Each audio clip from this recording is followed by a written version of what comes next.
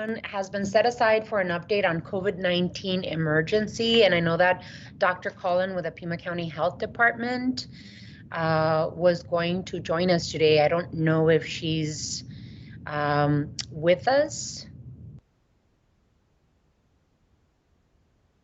I think she's getting on it. Alrighty. So we're starting with an update on the COVID-19 emergency, Mr. Manager, if you're ready. And then if we see Dr. Cullen jump in, since she has very limited time, we could probably jump to her and then have you finish up. So Mr. Manager, if you'd like to start this item. Happy to do that, Mayor. Thank you. And just interrupt me if you see her. I may not see her, so just jump in and I'll stop. So a couple things I wanted to update you on. The first is, COVID-19 surge, we'll call it the latest surge, has really impacted us from an operations standpoint.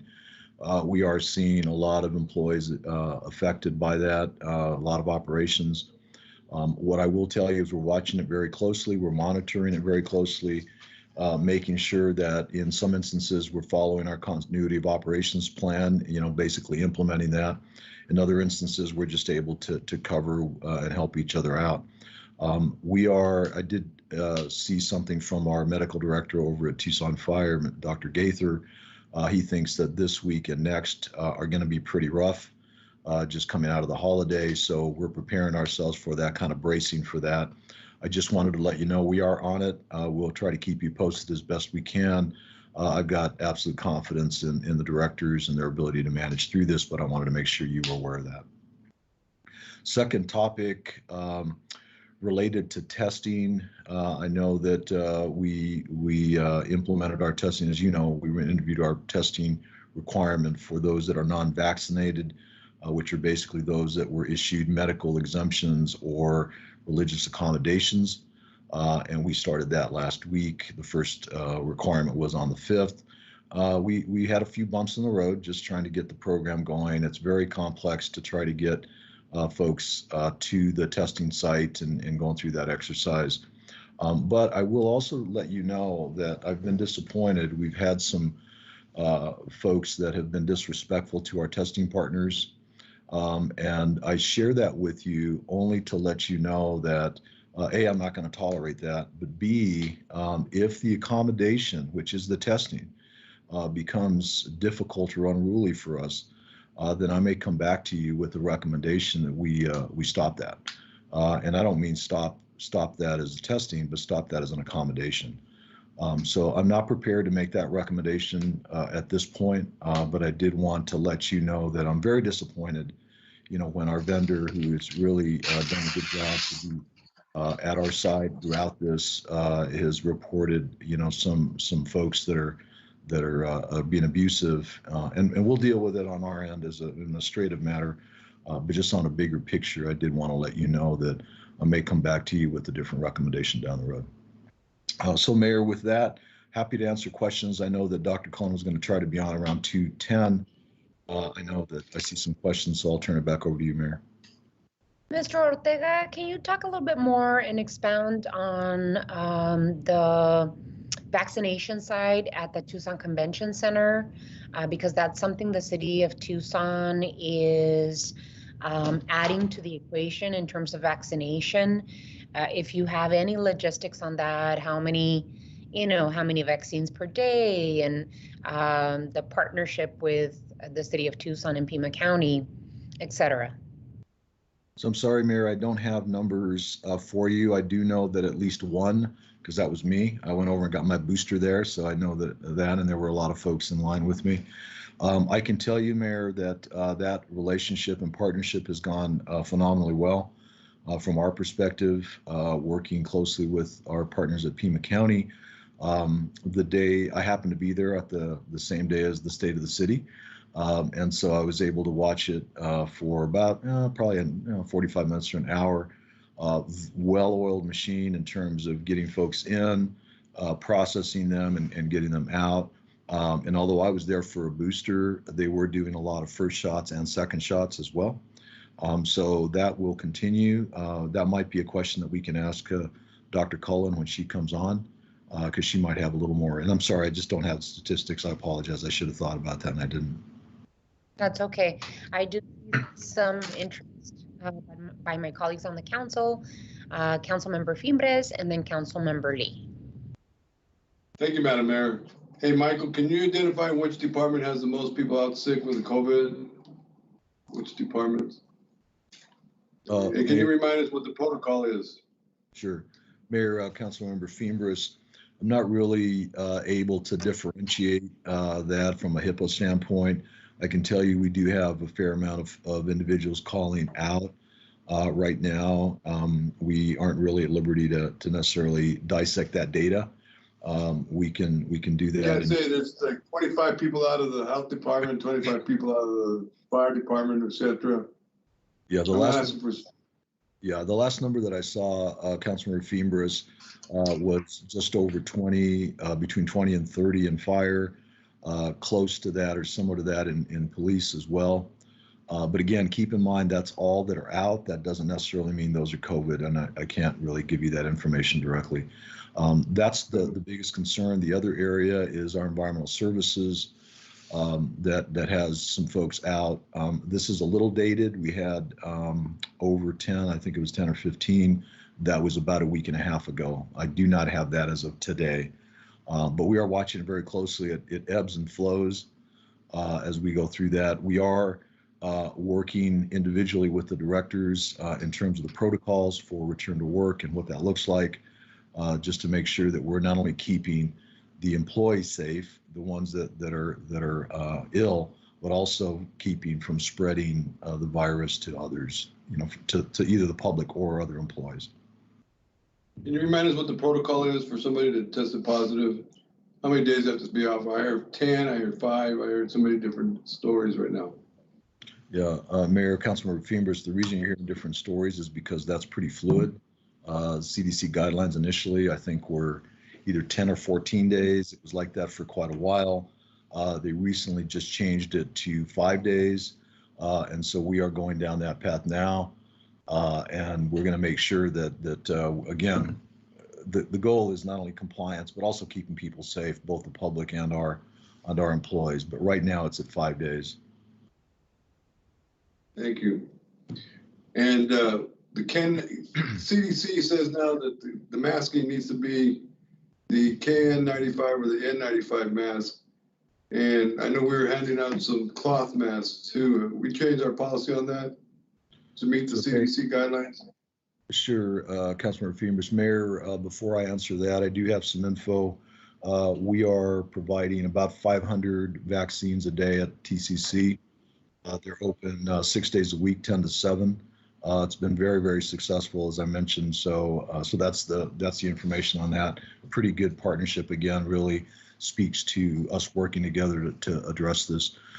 With regard to the masking, Councilmember Fimbres, we have not formally changed the policy because, quite frankly, I don't have enough KN95 masks to distribute to everyone. The latest guidance is KN95s are the recommended. I'll say preferred, but I think it's what is now recommended by the feds. So we are moving in that direction. I know that we've got orders out. We have some KN95s that we're distributing, and we will be distributing those across the board to the staff. Unfortunately, we had quite a few cloth masks that were distributed because that was the guidance, 3 weeks ago. And so hold on to those because that guidance might come back again. So, but we are really looking at trying to get those KN95s in everybody's hand as quickly as we can. Thank you. Thank you, Michael. Thank you, Madam Mayor. Thank you. Councilmember Lee. And then I might jump in, Councilmember, just to give Dr. Cullen the time that she needs because she does need to jump into another meeting. Actually, I think Dr. Cullen is on.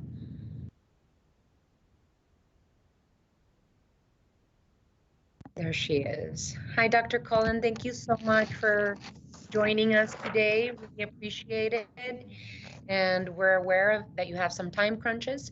So just want to give you, Councilmember Lee, is it okay if we jump into Dr. Cullen and then come back to you with questions? Absolutely, Mayor. Thank you. Thank you. Dr. Cullen, happy to see you. Thank you for joining us in our first meeting of 2022. I know that you are very busy, so I want to give you the appropriate time to just give us an update as to how you see things, how our hospitals, ICUs doing, and then have hopefully a little bit of time for questions if possible. Great. Hopefully you guys can see my screen. Yes. Thank goodness. It always makes me crazy. Okay, let me, and I'll send these back out to you guys. I'm going to go pretty fast so I can take questions. We did get a few questions that came in, so we geared this deck towards that. So, current update. Not a lot of good news. 2,000 new cases yesterday, 10,000 cases in the last 7 days, a positivity rate of 27%. We are seeing accelerated school transmission. Those numbers indicate that yesterday we had approximately 700 cases reported by the schools, about 2,300 contacts. Usually every case we have, we get about 2.3 contacts. We've actually been working the school stuff pretty hard this morning to hopefully do everything we can to keep the schools in session, which is our goal. This is really significant. If you look at the last part of this on the right, that's our epi curve. Those are the number of cases that are reported on a daily basis. Go back to a year from now in the past, and we thought we had a high level. We actually have the highest number of cases that have ever been reported. I was just on a call with Maricopa County and some other people from the state. They said the same thing. Maricopa County is reporting 10,000 cases on average a day right now. So our 2,000 is high, theirs is 10,000. This is the state dashboard. I find it pretty difficult to interpret. The important thing is that the number of cases we report from CDC, cases from Arizona Department of Health Services mirror that, 1975 versus 2000. You can see very significant number of tests occurring, 6,204 yesterday. The county is sponsoring approximately 1,500 of those tests. The rest of the tests are conducted by either the private sector or, for instance, the hospitals when people get admitted. Vaccination rates. We still continue to be a leader in the state. We basically have almost the highest vaccination rates. We're about 10% more fully vaccinated than Maricopa County. Some census tracts and areas are still lagging, and so we still see some disparity between them. We're developing plans to continue to try to get equity between all these census tracts. Vaccination over 65, 92%. 37% of the population has been boosted. You will recall because of Omicron, we really need boosting rates to be high. Anywhere between 37 and 40% of the 5 to 11-year-olds are vaccinated. The numbers are difficult because of some issues we've been having with how the state has recorded them. We continue to do lots of vaccination activity at the schools. We are still sponsoring TCC and Abrams, and we'll continue to do that. And I have a little more information on vaccines as we go along. The hospital reports, you may be aware that there are some hospital systems in Maricopa that are using crisis standards of care. What that allows them to do is to have staff that is COVID positive, hopefully asymptomatic, working in the hospital using an N95 mask, caring for COVID positive patients. We do not have any reports of that in Pima County at this current time, but we do expect to see an increasing utilization of our hospital beds. Our ICUs remain pretty full. Normally, we were seeing about 30 to 35% use by COVID. Now we're up to about 48%. Self-tests, you may be aware we did a huge distribution of this. I'm going to talk briefly about it. We have more ordered at the current time. The self-test distribution has been highly successful throughout the community.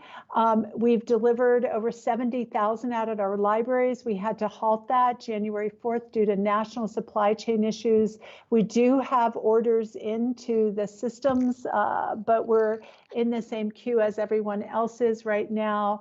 What to do about self-tests, how to use them, where to obtain, how to report them is included in the self-test that we are distributing. We are also working with El Rio because they have gotten around 26,000 self-tests. They've shared 5,000 with us. Marana has also received test kits, and we are in the process of working with them to help increase their distribution. This gives you a sense of the self-test reported. Now, remember, we've distributed 70,000. If you add up all this, it adds to about 3,000. So we know lots of people that have gotten self-tests are not reporting them. However, we also know that not all the self-tests have been used. Many people got self-tests to have just in time in case it was needed. So we do expect that these numbers to continue to increase, but we are concerned that while we have a very high positivity rate now, there are more cases in the community that community members know about that we do not know about because they have not been reported to us. When self-tests are reported to us, we are able to do case investigation and contact tracing. Obviously, if they're not, we can't do that. Let's talk a little bit about mask availability. I came right in at the end when you guys were starting to talk about that. We do have KN95s and pediatric surgical masks on order. The pediatric surgical masks have been on order specifically for distribution to the schools. We know that there is increased demand for this, and we do ask people and businesses if they want PPE to go via the link, and we can make sure you guys have that link. I don't think it's going to show up on here. However, at the current time, we are limiting our distribution so we can make sure that we have enough with the hospitals. The hospitals at this time have adequate PPE. What is inadequate is the testing, the antigen testing. We are recommending that if you are wearing a mask, my comment is whatever mask that you wear, it's probably the best mask, because if you're not going to wear a surgical mask or a KN95 and you're going to wear a cloth mask, wear a cloth mask. But the current recommendations are for everyone, if possible, to be on a surgical KN95 or 95. Vaccines, as you know, the TCC, we're really grateful to the city. We've given over 15,000. Abrams has given over around 13,000. Those are both of our vaccine pods. TCC gave over 700 vaccines on Saturday, over 550 on Friday. We did see a huge push for vaccination in the last 4 days.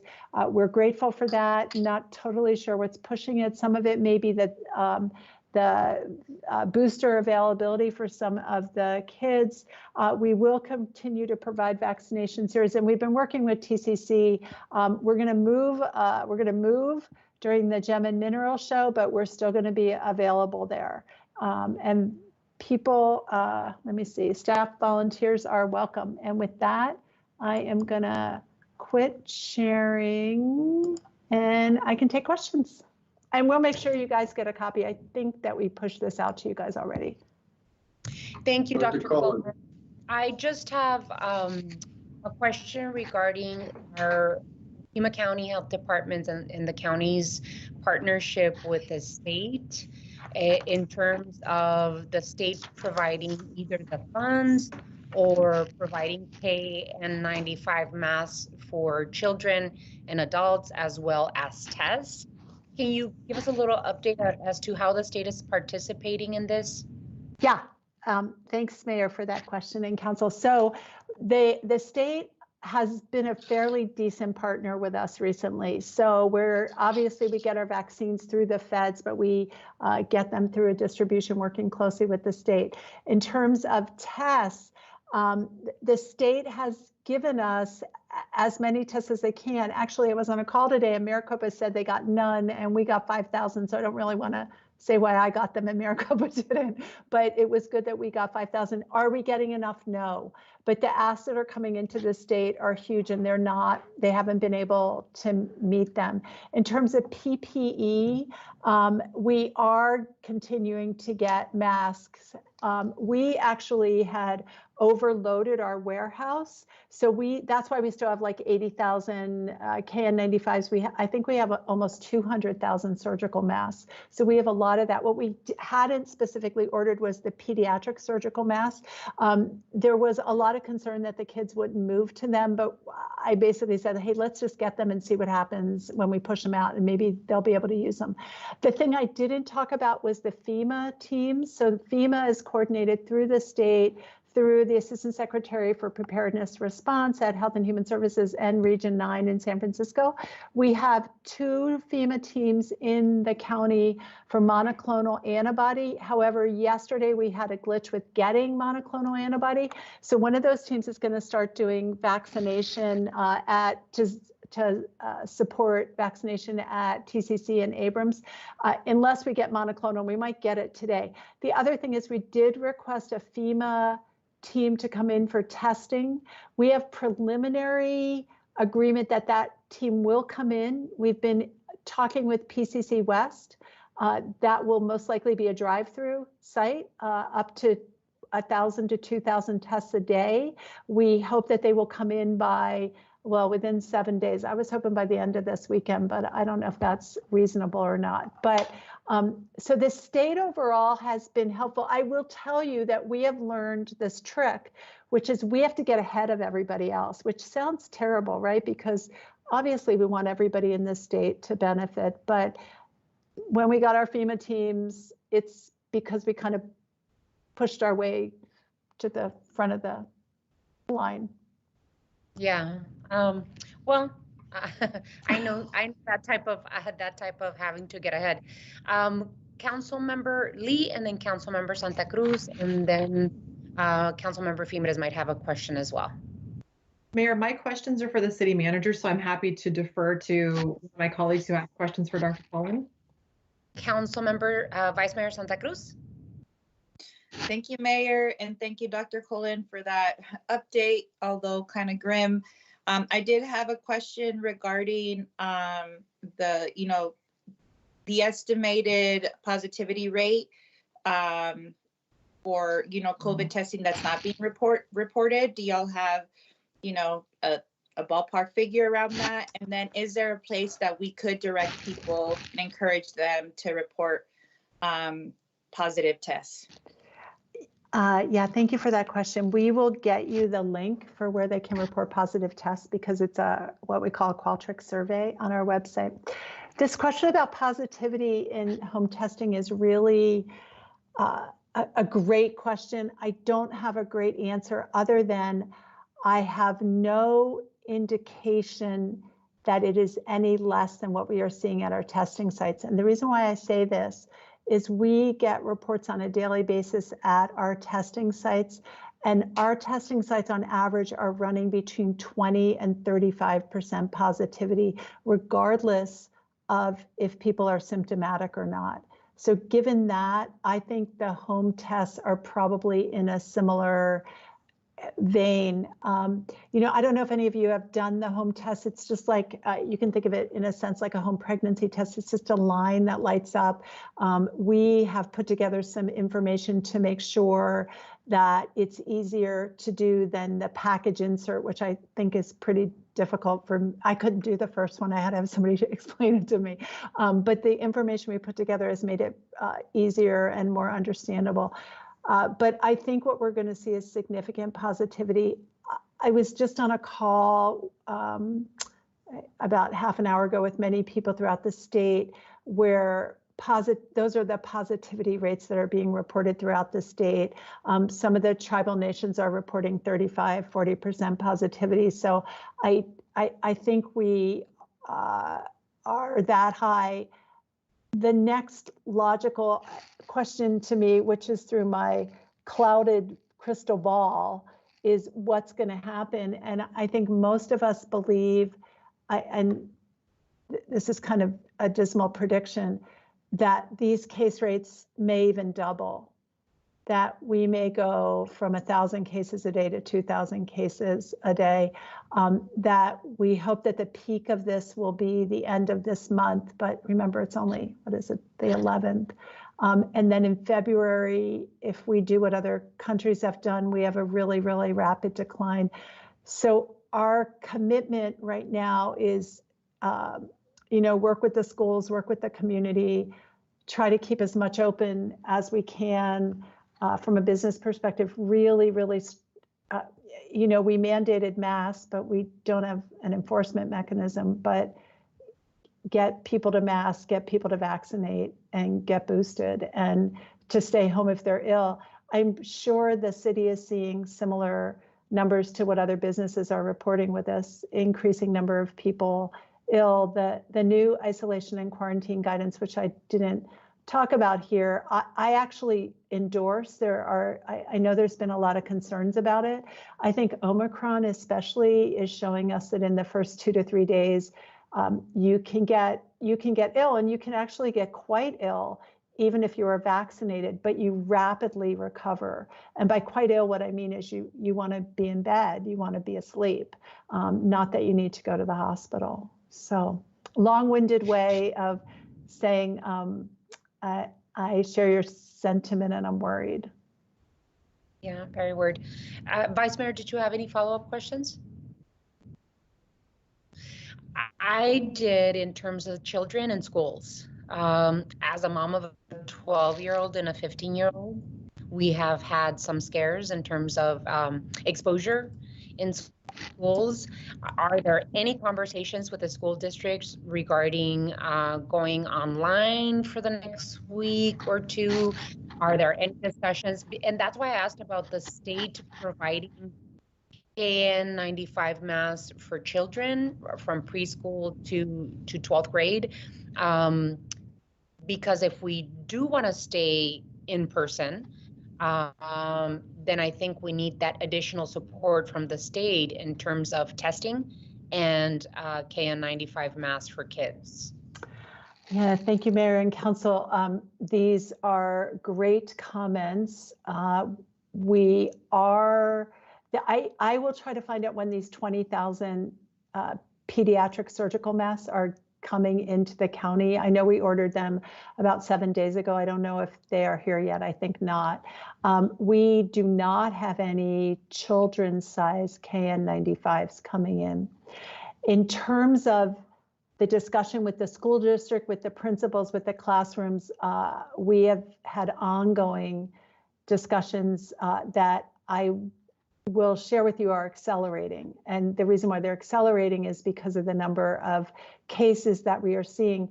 We did push out test and mask to stay January, maybe it was the 5th, or I'm looking at a calendar, maybe it was the 5th or 6th.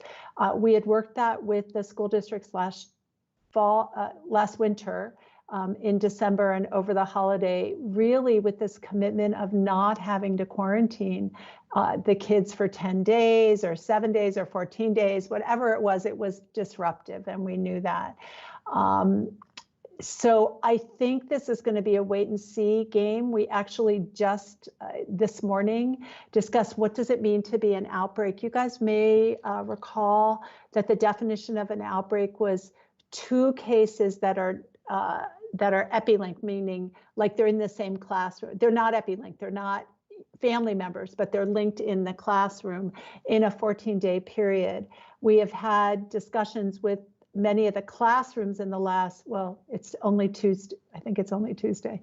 Wednesday? It's Tuesday. Anyway, sorry, but whatever, this week, about whether that is going to hold, because we have so many classes reporting 3 or 4 children being positive. When we look at their contacts, we quickly get to the whole class. Early childhood education is an area we are increasingly concerned about, especially the under 5s, because they can't get vaccinated. So what I want to reassure people is we are doing everything we can to figure out how to keep classes and schools safe, but it's a wait and see game. And the other thing to remember is last year We actually looked at absentee rates. We did have a situation where we closed up a couple classrooms in one school, and that's because we had absentee rates of over 40%. So even though we didn't know whether all of those children were out because of COVID, the assumption was that it could have been because of COVID. So we have started asking, I'm pretty sure in the last few hours, we included what's your current absentee rate for your class, what's your traditional absentee rate, and what's your current absentee rate, to try to give us some more guidance. I was on a call with one of the Arizona Department of Education school leaders just today. They seem to not be seeing this kind of acceleration in schools that we're seeing. I think it's just not being reported. I have no reason to think that what's happening in Pima is different than what we're seeing anywhere else in the state. Just, we have a good mechanism in place, and the schools report. This morning, we've already gotten almost 500 cases reported to us. So very significant numbers, and it's a tribute to the schools and the superintendents and the principals that they are tracking this so closely. So So right now, go ahead. I'm sorry, I didn't, go ahead, finish your thought. No, I was just going to say another long-winded answer. No, no, everything you say is very important, Dr. Cullen. So it's not close on the horizon, the possibility of doing online learning again. Mayor Romero, thank you for that question. I think this is a day at a time. Okay. So I don't want to predict what I would say Friday with 3 days more like this. You know, just count on the city of Tucson. I'm pretty sure my colleagues feel the same way on whatever type of partnership and help that we can provide to keep students and their families safe. Right. And we were thinking, actually, as a matter of fact, Councilmember Fimbrick's idea of writing the governor so that we could have the state of Arizona also help provide the tests, that at-home test kits, and additional masks, especially for kids. So however way we can help the city of Tucson, please let us know how we can partner with you to make it easier. Councilmember Kozachik and then Councilmember Lee, I just wanted to check back, see if you had any questions for Dr. Cullen. Thank you, you're good.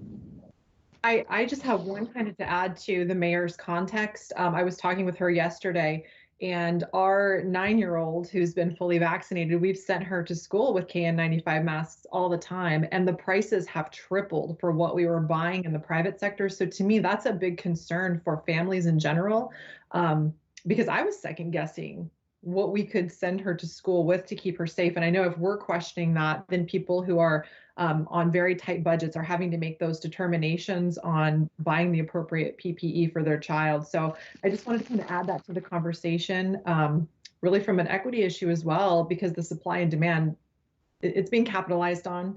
So that's a concern that I have. But the rest of my comments and questions are for Mr. Ortega. Thank you, Mayor. Councilmember Kozachik? Just real quickly, because Dr. Cullen mentioned this in the midst of one of her long-winded answers. We keep hearing that Omicron is less severe, but the fact is, and I'm making this comment on behalf of the healthcare workers, the fact that it's less severe is trumped by the fact that it is highly more contagious. And so the fact that it is so much more contagious means that we are seeing significantly more cases being reported. And so the severe impacts that we're seeing, even though it may be a third or a half or one compared to Delta or being hospitalized, that's a third or a half based on a much higher numerator. And so the hospital workers who have been working for going on 2 years now in full PPE garb for 12 hours a day are getting slammed. and you look at the weekly case reports from major cities all over the country, it's for not fully vaccinated people who are getting severely ill. And so, you know, frankly, this is just editorial. I'm tired of hearing from some of the healthcare workers that I know who are getting unvaccinated people in the hospital who are going, you know, just going off on them, saying, don't talk to me about my vaccination status. Actually, our healthcare workers have a right to go off on them about their vaccination status because they're the ones who are prolonging this. And so anyway, I just had to get that off my chest. So it is. And then I have a couple questions, Councilmember Madam Mayor. Yeah, well. Thank you, Dr. Cullen, for your work and your effort. Councilmember Cullen. Fibres, you're going to be the last one, and then we'll let Dr. Cullen move on to her next meeting. I know that. Okay, then I'm the she last has question. I another have several. meeting. Go ahead, Dr. Councilmember. Cullen. Okay, thank you, Madam Mayor. Dr. Cullen, the self-testing, are they supposed to report those in if they prove negative or positive? And where do they report to? The other thing is the sputum test or the nostril test the better one for self-reporting? And what happens is you turn positive and you're at home and you test positive. What happens? What's the next protocol for that? Thank you, Councilman Fibres and Council. Let me answer these. The self-test report, you should report if you are positive or you are negative. We really need both of those. We will make sure to resend the link to that report. You can also call the health department though, for people that may not have internet access. As long as they have a phone, they can just call the health department and we will take that report over the phone. Saliva or nostril, this is a great question that's coming up a lot, especially on self-testing. We're seeing people report they did their mouth and then they did their nose, or they did their nose and then they did their mouth. You know, the tests are approved based on data that has come in to the Food and Drug Administration, to the FDA. And these tests primarily have emergency use authorization. That's still what they're focusing under. None of the self-tests that we have distributed have a saliva collection process that has been endorsed by the FDA. So while we know there's some preliminary data right now with people reporting, especially with Omicron, because it's upper respiratory as opposed to lower respiratory, that saliva may be a way to get the positivity. For the self-test, that is not recommended right now. However, Elletown at Flowing Wells does a saliva-based PCR test. That is a great test. So if you go there and you collect saliva, it's perfect. But for the home test, we do not recommend it going between your nose and your mouth. And your last question, I wrote it down. I can't read my writing. What is the protocol? Say you test positive. I heard 10 days, I heard 5 days, I hear CDC guidelines changing and things like that. What does the Pima County Health Director recommend for right now? Give us the guidelines. Councilman Fibres and Council and Mayor, right, this keeps changing. It's a ball going around here. The current recommendation, you test positive, that is day 0. You isolate for 5 days. On the 5th day, no fever and symptoms are rapidly improving. That means you could still have a small cough, but basically you feel a lot better. Your fever, you're afebrile, you're not feeling like you have to sleep 12 hours a day. Day 6, which is that day after that, you can then go out and you need to mask for another 5 days. And the reason for that is then if you look at 5 plus 5, you get 10 days, you get 10 days of isolation. 5 days are separated from someone else. If you're in a home, you really try to isolate from other people in the home. Obviously, we know not everyone can do that. Wear a mask if you're around other people at home, preferably a KN95 or a surgical mask. I do want to acknowledge the cost is going up rapidly with these KN95s and N95s. So, but in that case, isolate 5 days, mask another 5 days. If you are still sick on day 5, you have fever, you have chills, you have a bad cough, you have now we recommend another 5 full days of isolation. It's not the day you start feeling better, you can flip out. No, now it's a 10-day full period of isolation. Hopefully that helps. We also have a 1-page or I think it might be a 2-pager now that we've put together. That's a graphic, a flow sheet. It's really nice, and I'll make sure you guys get copies of that. Please send it to us, Dr. Cullen. The other thing, Yeah. where does Pima County rank with the other 15 counties, the 14 counties in the state? Are we good with our vaccination records moving forward and our testing positive? Where are we at? Where are we lying with Pima, the rest of the state? Well, you know, Councilman Fimbres, I'm really competitive, but we are one of the best in terms of vaccination rates.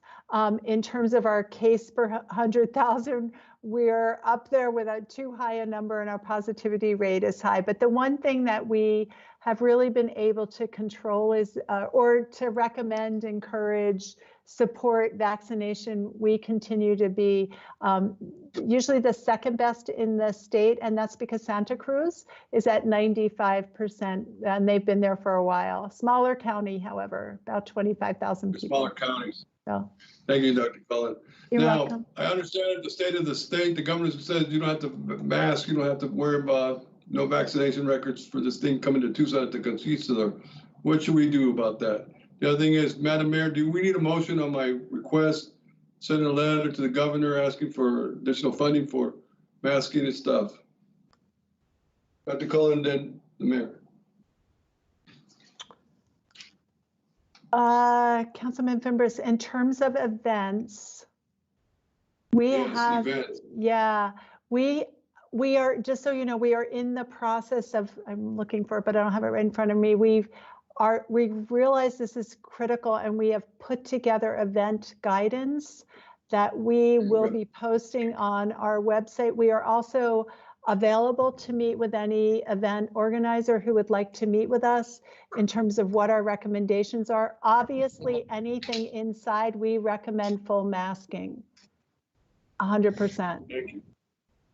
So, so the guidelines are still in play. Yeah, Councilman Fimbres, with minor modifications, and we will make sure we push them out to you as soon as they are available. Thank you. Okay. Thank you, Dr. Cullen. Thank you for all your work and your effort. God bless you. Thank you. And Councilmember Fimbres, I need a motion. We'll work with Dr. Cullen, the health department, to see what we need to do in partnership to get all of the resources that we need here to Pima County and the city of Tucson. Madam Mayor, I suggest we update our PSA that we did and repost it, except have Kevin Dahl updated his piece because he's the new council member now. I'm getting our mask, telling people to mask with the M95 or K95 now. Thank you for your input. Member Cunningham, did you have your hand up for this item? Yes, Your Honor, just a couple things for Dr. Cullen. Dr. Cullen, thanks for everything you're doing. The county's response has been unbelievable compared to the rest of the places in this country. So, but I wanted to just see what kind of data we have on Omicron as far as hospitalization rate with vaccinated and boosted, vaccinated and unboosted, and just completely unvaccinated. Do we have any preliminary data either here locally or from around the world? Because there seems to be a lot of different types of narratives with regard to how the vaccinations are reacting to Omicron. And I just wanted to get some feedback on that. So Councilman Cunningham, Council and Mayor, I have overarching data. I don't have data specific for Omicron. What I know is our breakthrough rates for people that are fully immunized but not boosted are about 28%. What that means is of the 1,000 cases that we saw yesterday, approximately 28% of them would have been in fully vaccinated. We don't have the breakdown for fully vaccinated plus boosted yet. We're in the process of tracking that. Now that number has been steady through November and December. So before October, breakthrough rate was a lot lower. This is consistent with the CDC accelerating when your booster should be to 5 months as opposed to 6 months for Pfizer and Moderna. They dropped it because we started to see breakthrough rates occurring at approximately 150 days post completion of the series, which is 5 months. So we really support that. In terms of other data, what we know is mortality data, and this is national data, but supported by the Arizona data. People that are unvaccinated have approximately an 18 times higher death rate than those who are fully vaccinated. And in that case, unvaccinated includes partially vaccinated, so only your first shot. There is also a great Arizona website, Arizona Department of Health Services website for the state that has all this data, and I will make sure I send that link also to you guys so you can look at it. It's kind of hard to find on the website. That tracks the comparison of fully vaccinated versus unvaccinated in terms of case rates, hospitalization, and death. So I will make sure to send that to you. Thank you, Dr. Cullen. Thanks for everything you do. Well done. Thank you. Thank you so much for joining us. Really appreciate. I want to be respectful of your time, so let's keep talking. We really appreciate your time and knowledge in our council meetings. And I want to be grateful first off for you accommodating my time. And as you know, I'm always grateful for the opportunity to work with you and to get your insights. So thank you for all you're doing. Thank you. Okay. And Mr. Ortega, I believe that Council Member Lee has some questions for you. She's been waiting for some time, so we'll have her ask her questions now. Thank you, Mayor. And a couple of these are, due to the new information, kind of non-applicable, and I've got to process some of the stuff we heard. But really one thing I wanted to, I'm sure you all are talking about, Mr. Ortega, is I'm on different conference calls all the time, and I know every organization is dealing with what we're dealing with. It's sparing no one any grace here. So I just think that it's important, being on the constituent facing side as our offices are, if there's any sort of proactive communication and messaging that we can provide out to help manage expectations about services, I think that will be very helpful. I'm sure the public will show us grace because everybody is going through the same thing right now. But I think that might help us as we navigate constituent services to be able to proactively communicate or anticipate, some of the impacts that our folks will be seeing. The other things that I'm just thinking through are just overall testing capacity. And again, the cost of KN95 masks is really concerning to me, and the availability. So I know, Mr. Ortega, you said we have some of those on order, but I think that's going to continue to be a problem for families and for our employees to get their hands on. So I don't know if there's anything more we can do, but that's just something that we're seeing, and I know other families have to be seeing. So that's all I have, Mayor. Mayor, Really great points, actually, and great idea on the proactive communication. We'll get you information as quickly as we can. Oftentimes it lags at least a day, but at least we can keep you in real time as best we can. Great thought there. And Mr. Ortega, I think that another point that Councilmember Lee made that is really important is the PPE availability, especially these KN95 PPE availability for our workers. Of course, we want to make sure that police, fire, and other workers that have contact with the community, that they're well protected. So we had our chief of staff in the mayor's office order some KN95s for our staff. So I think it would be good to partner up with Pima County to see what type of orders we can put in to make sure we're providing our employees good PPE to protect them and their families. Thank you. We're going to move on to the next item. We've spent about an hour on this item, so let's keep on talking and making sure that we have, all of us and the community have the information that they need to take care of themselves and our workers. We're moving on to item 2. Time has been set aside for a report on the results of the primary jobs economic analysis for the Project Penny project in Ward 5. Mr. Manager. Mayor, I'll turn this over to Barbara Coffey, our Economic Initiatives Director. So Barb, if you can brief the council on what's expected today. Great, thank you very much, Mr. Manager. Good afternoon, Mayor, members of council. The item before you today is related to a primary jobs incentive application for Project Penny. Project Penny is an expansion project for a maintenance, repair, and operations facility located near the southern portion of the runway at Tucson International Airport. The project includes construction of a new hangar, approximately 200,000 square feet, with a total estimated construction cost of $38 million. The projected incentive is $494,000 for the primary jobs. More than $3.8 million in revenues will be received among all taxing jurisdictions, and overall an annual economic impact for Project Penny is estimated at more than $61 million over 5 years. The company currently has 181 employees in Tucson. This project will create 50 new permanent full-time jobs, with 30 of those jobs meeting the wage criteria of our program, with wages paid in excess of $54,932 per year for those 30 new jobs.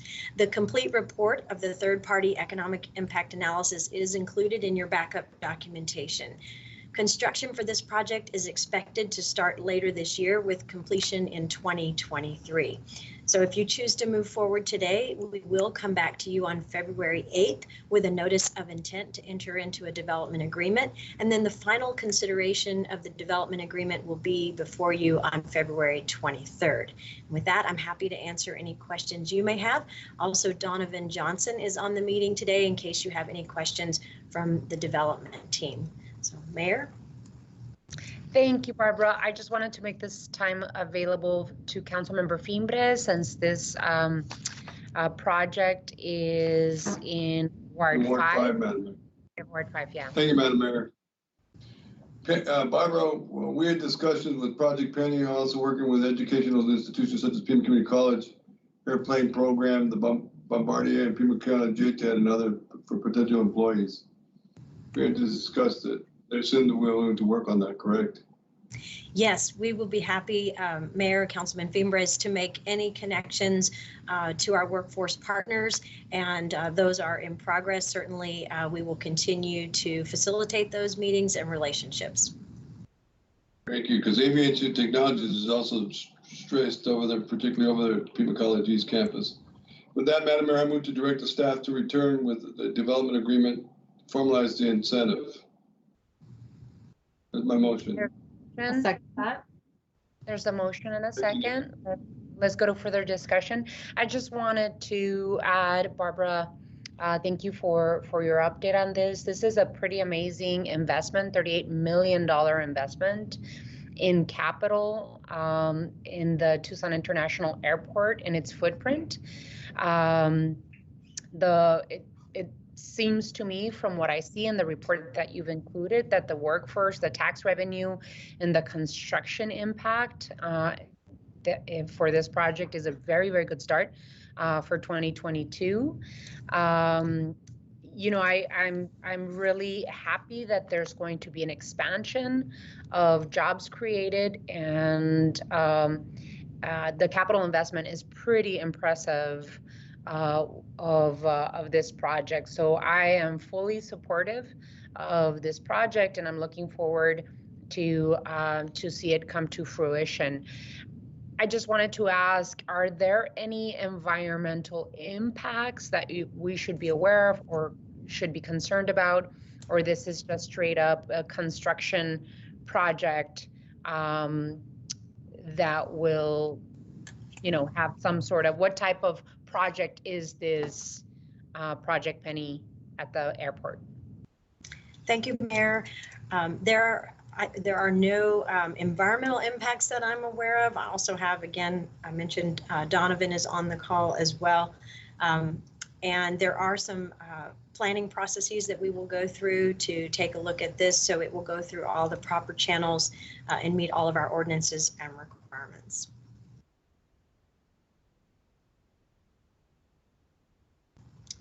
Alrighty, thank you, Barbara. Did you want someone else to speak, or I was waiting to see if there's any other comments? We don't have to. I just want to make sure that somehow you get to us the nature of this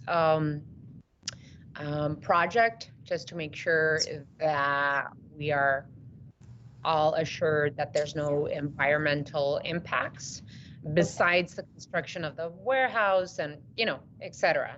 So if you can follow up with that, that would be great. Will do. Thank you. All righty. So there's a motion and a second. All those in favor of the motion signify by saying aye. Aye. Aye. Any opposed? Motion passes. Thank you so much, Barbara. Really appreciate your time and effort on this project. We move Thank you, on Barbara. We move on to item 3. Time has been set aside to discuss the Transportation Funding Initiative.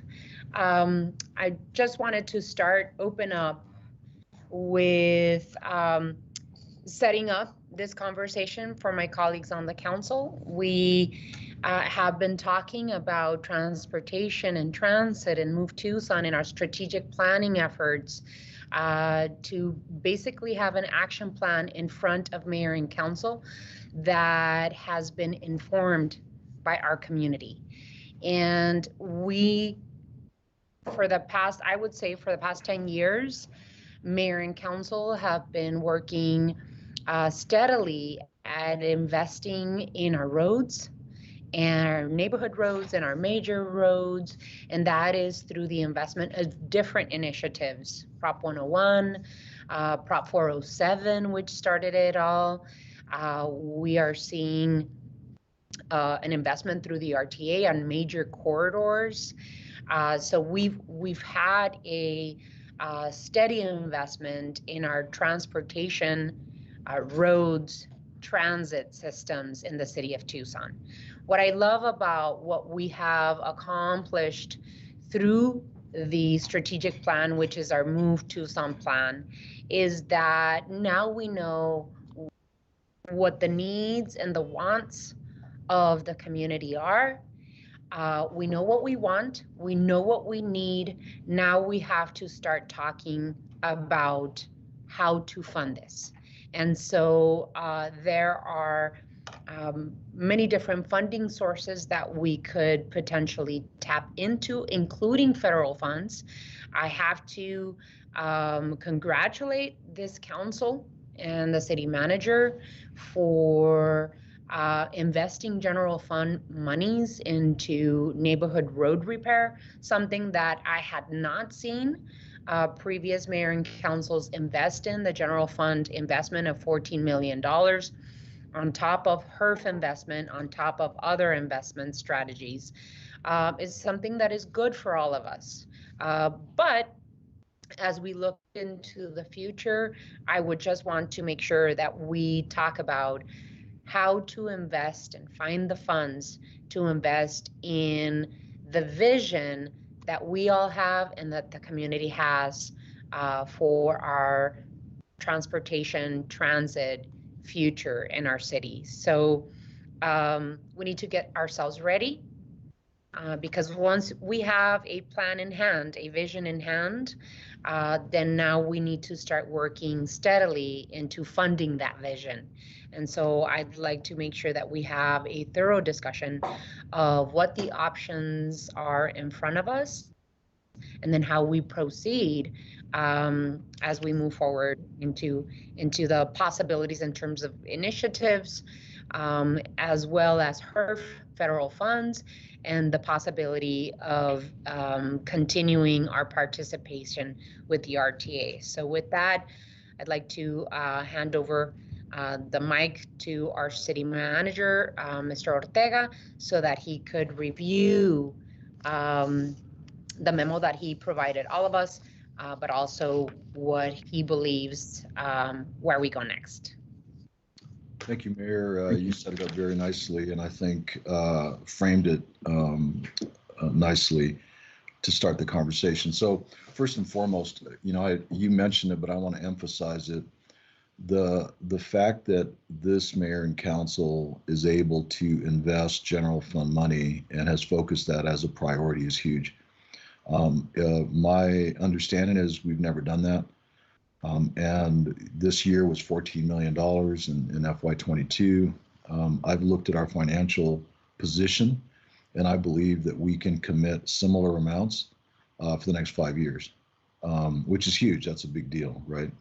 But unfortunately, although where I come from, $14 million, a lot of money, that's not going to cut it. That's not going to get it to the point where we can address the needs that were identified in Move Tucson. So what I did in the memo, and I won't repeat all of it, but what I tried to do is break down the problem, if you will, into 3 parts. And by the way, I took the liberty of doing that. We can talk through what that looks like, but I just thought it might be easier to try to hone in on the pieces that I've heard from you, I've heard from the residents as being important. The first was pavement, and what that means, basically the black stuff we drive on, right? Transit, which is the mobility system, not just buses, but just all of the system, right? And then complete streets. And complete streets, I put in a separate category, which is just everything else. Okay, it's all the other pieces, the bike, the ped facilities, all the other pieces that are out there. Another thing that I outlined for you was really a reminder that we are paying off debt in HERF. And that payoff of the HERF debt to the tune of about $17 million, from start to finish, which is I think 19 or 20 through I think 24, is available for use to address some of the challenges we have in the system. Now, after all the dust settles, what I'm projecting is we can put about $11 million of those funds towards this effort, okay? And the reason is because we've still got to pay for signal maintenance and all the other things that are out there that traditionally haven't been addressed to the level that are important. But more to the point, you had asked that I come back to you before February 1. So just a reminder, we obviously have another meeting on January 25th. Mayor, I know that you have an RTA board meeting that is scheduled for January 27th. And so I don't need any direction today. What I'm really thinking about is talking through this with you, getting thoughts from you, but also to recognize that we do have options. And I think that the options are to put those dollars that I outlined, general fund, HERF, right, which is somewhere between $20 and $25 million annually. And I've identified that over the next 5 years. That's pretty significant. That's $125 million that we can put towards our transportation system. But then on top of that, as I said earlier, we need more, right? And so I gave you some options. I suggested to you that if the council wanted to pursue a half-cent sales tax, that generates about $74 million on average over a 20-year period, right? Per year, so $74 million per year. I think that's important for us to talk through because there is no one else that's really looking at the residential streets, the local streets. Now, one of the things that I mentioned in some of the detail is what it would look like, right? So in order for us to touch every residential road over the next 10 years, right? That's about $50 million a year in investment. So let's call it $600 million over 10 years, right? That's a long time. But what it does is it gives you an idea of the magnitude of the challenge we've got in front of us. So I'll stop there. Happy to answer any questions. I gave you quite a bit of information. I gave you, a variety of different thoughts. What I suggest in the way of a recommendation, if you will, is to come back on the 25th with more robust conversation, up to and including waiting until, Mayor, you have met with the RTA board. I know that we have been talking about some of the concerns that you all have as a council and as a mayor, till after the 27th to make a decision about what that next step might be for a funding source. But I'm certainly happy to take whatever feedback. We'll put it all together, bring it back to you for a more robust conversation on the 25th. So I'll pass it back over to you, Mayor. Thank you, Mr. Ortega. One of the pieces of conversations that we've been having at this table for the past, I would say, 8 months is what type of funding sources are at our disposal. because we have a vision. We know what we want. We know what we need as a community. And one of the most important high up in the priorities of Tucsonans is fixing what we have, fixing the infrastructure that we have, as well as complete streets and, cross-town mobility.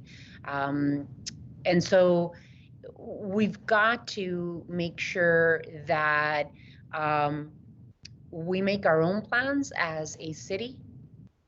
Our own community of Tucsonans have told us what they want. So now what we need to do is, as you said, Mr. Ortega, we don't know exactly what will come about the conversation with the RTA, but we do have the possibility of holding our own election here in the city of Tucson, either in May or November, to fund either through a 1/2-cent sales tax, a 1/4 cent, a 1/2 cent, a 3/4 cent, or a 1 cent sales tax, the vision that Tucsonans have handed us. So with that, I'm going to open the floor. I do see Council Member Cunningham's hand up, as well as Council Member Dahl's hand. Go ahead, Council Member.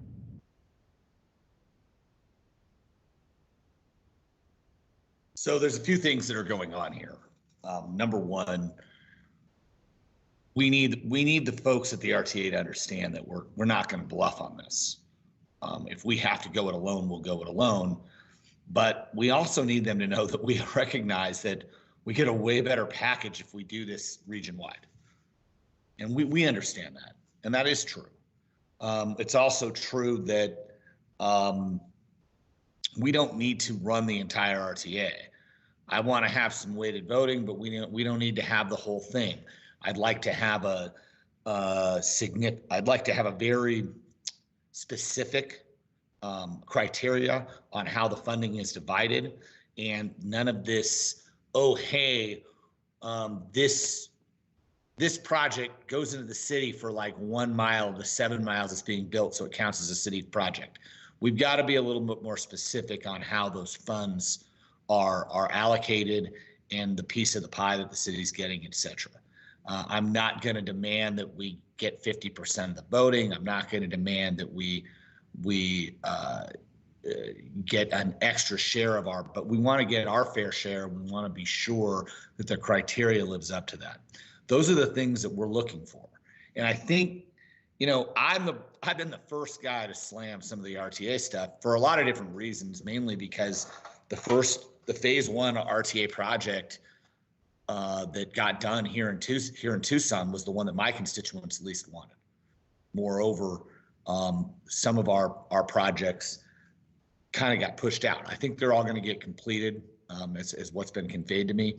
But again, we've got to recognize that if we do this as a region, we get a much better product and we get a better thing. But it's really hard because by admitting that, we kind of give up some leverage on saying, hey, look, we'll go this alone if we have to. And we need to be really clear to the RTA that if we have to go this alone, we will, if we don't get some of the things we need. I've said it before at this table. I've said it many times. They need us way more than we need them. So I'm going to say that out loud today, but I'm also going to say it's not a full 180 because I've spoken very tough in the past about the RTA, but I think we have to recognize that there is some value by putting this piece together regionally. And I'd like to see us actualize that value. Look, if we do weighted voting, I'm not talking like a 7 out of 12 vote for Tucson. I'm talking like a 5 + 3 + 1 + 1 + 1 type of thing. And that may not even be necessary if there's a very specific outline of the actual funding allocation and how specific city, I'm willing to give up percentages if we have projects that both border the city, county, and other jurisdictions. That doesn't count. But for completely city-specific projects, I want a certain percentage. And I also want us to be able to have some flexibility and latitude to use that for residential pavement preservation. So that's kind of my hard ground, that is my hard ground. on how we move forward in this process. Let's recognize that despite everybody knows I'm the biggest homer for the city of Tucson of all time, and I'll go to the mattresses for our constituents in our city and municipal government in general. And we've had this discussion, but at the end of the day, thank you, Roger. At the end of the day, there is value in this partnership. Let's see if we can actualize and put together a package that's the best for not only Tucsonans, but the entire region. Thank you, Councilmember. Councilmember Dahl, and then Councilmember Kasachik. Thank you, Mayor. Hey, this was an excellent memo. I learned so much, and I love the framework of it. I'm going to agree with a lot of what Councilmember Cunningham said. I think we need to, if we can, work with RTA, and if we can't, I'm all in favor of going it alone, because our experience in the current RTA in my ward, we've kind of been left holding the bag with the taking too long for the expansion of Grant Road. I'm living in the donut hole that hasn't been done yet, and it seemed to be not very agile when conditions changed, when the population and the traffic projections of 20 years ago did not come true. They still wanted to go ahead with a huge widening. I'll draw your attention to Sunday's op-ed by Ruth Ryman of the Complete Streets Coordinating Council and Jane Evans, who's a neighborhood president in my ward and also with her husband owns a small business, about the North First Avenue. And their concerns that it not just be widened. They don't want it widened. That would affect so many small businesses. But let's use that money to make it a complete street so that it is multimodal, so that pedestrians and bicyclists have a safe place on it and that businesses are respected. So that's what I think we're looking for when we're going to the RTA, and at least that's what I'm looking for. All of you know that I ran on climate change, and so I'm looking at transportation as the biggest contributor to greenhouse gases in our community, and that has to be addressed because we have to address that. Electric vehicles will be a good portion of it, but making other forms of transit appealing, available, inexpensive, affordable are all part of it. And within the three areas that City Manager Ortega has put forward, I think we can do some tweaks. So for instance, the first section is all about pavement. I would look at more about how are we going to deal with streets. And in most cases, we need better pavement. Maybe some of that pavement should not be black and oil-based. And I'd like to see in our 20-year program, how do we get to less heat generated from our streets? But also in some communities and in some small instances in Tucson's, streets have been decommissioned and provide other forms of transportation or community interaction. Maybe some blocks, some streets should be closed, allowing for permeability of stormwater and more community activities. I've seen redesigns for neighborhoods such as mine where you don't need all the streets. I could access parking from my house through the alley. And if the street was a block at a time was closed, that's a place for block parties and interaction and the things that people could do together in a more urban-like setting rather than a car-based setting. I think that's my comments. And I wanted to again say, the city manager has put it, and your team has put together the information that we need going forward. And I respect the leadership of the mayor and other council in transportation is so huge for everybody. We all have to get from here to there. Many of our trips, I've heard 50% of our trips are within 3 miles. And I find myself jumping in the car when I'm going half a mile because I don't have a shady street to walk down to the convenience store or to the restaurant that we're going to that night. Thanks for this opportunity. That's it. Thank you, Councilmember. Councilmember Kozachik. Thanks. First of all, Kevin, I appreciate your comments about decommissioning. It really speaks directly to one of the challenges that we've had with respect to the rigidity and the inflexibility of the RTA and the fact that as conditions change, we have had to fight tooth and nail to even get the minimal changes in quotes, what was on the ballot. We saw that on Broadway. We're seeing it on First Avenue now, where even though we can demonstrably point to 20 plus round numbers, $20 million worth of savings, and the fact that traffic counts don't justify the widening, we're still getting the same pushback that we did 7 years ago when we had this exact same conversation about Broadway. So let me open with I have a few different thoughts. Let me open with this. And I shared this with something similar with the mayor yesterday or whenever we talked. When I worked in labor relations and we were coming up on a contract expiration, we met every day. We did whatever it takes to avoid a work stoppage, a strike, late into the night, on weekends, whatever it took. The argument that we keep hearing that meeting more than monthly of the RTA would screw up their subcommittee meeting process is absolutely phony. We know that the executive director has been bypassing that process by setting policy outside of it anyway, the subcommittee process. And but more importantly, or equally importantly, not a single one of the major issues that we have raised is relevant to or germane to this whole subcommittee process. We're talking about governance. We're talking about representation.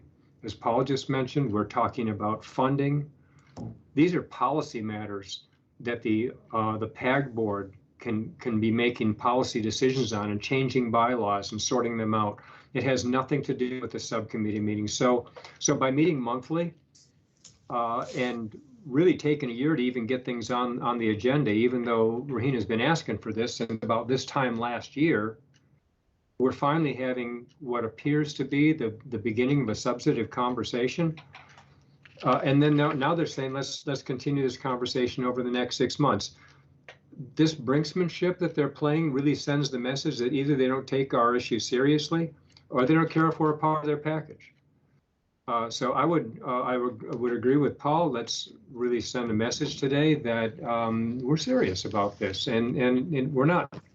We didn't draw that line in the sand of February 1st just as a random line in the sand. We have decisions to make with respect to our own funding for our own road repair, even outside of that RTA conversation. So, well, whereas Mike he broke his deal into three areas.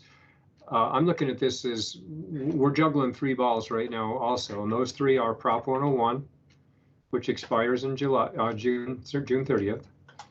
Move Tucson, which is our big 20-year transportation / what do we do outside the curb line projects, and transit and EV and all that.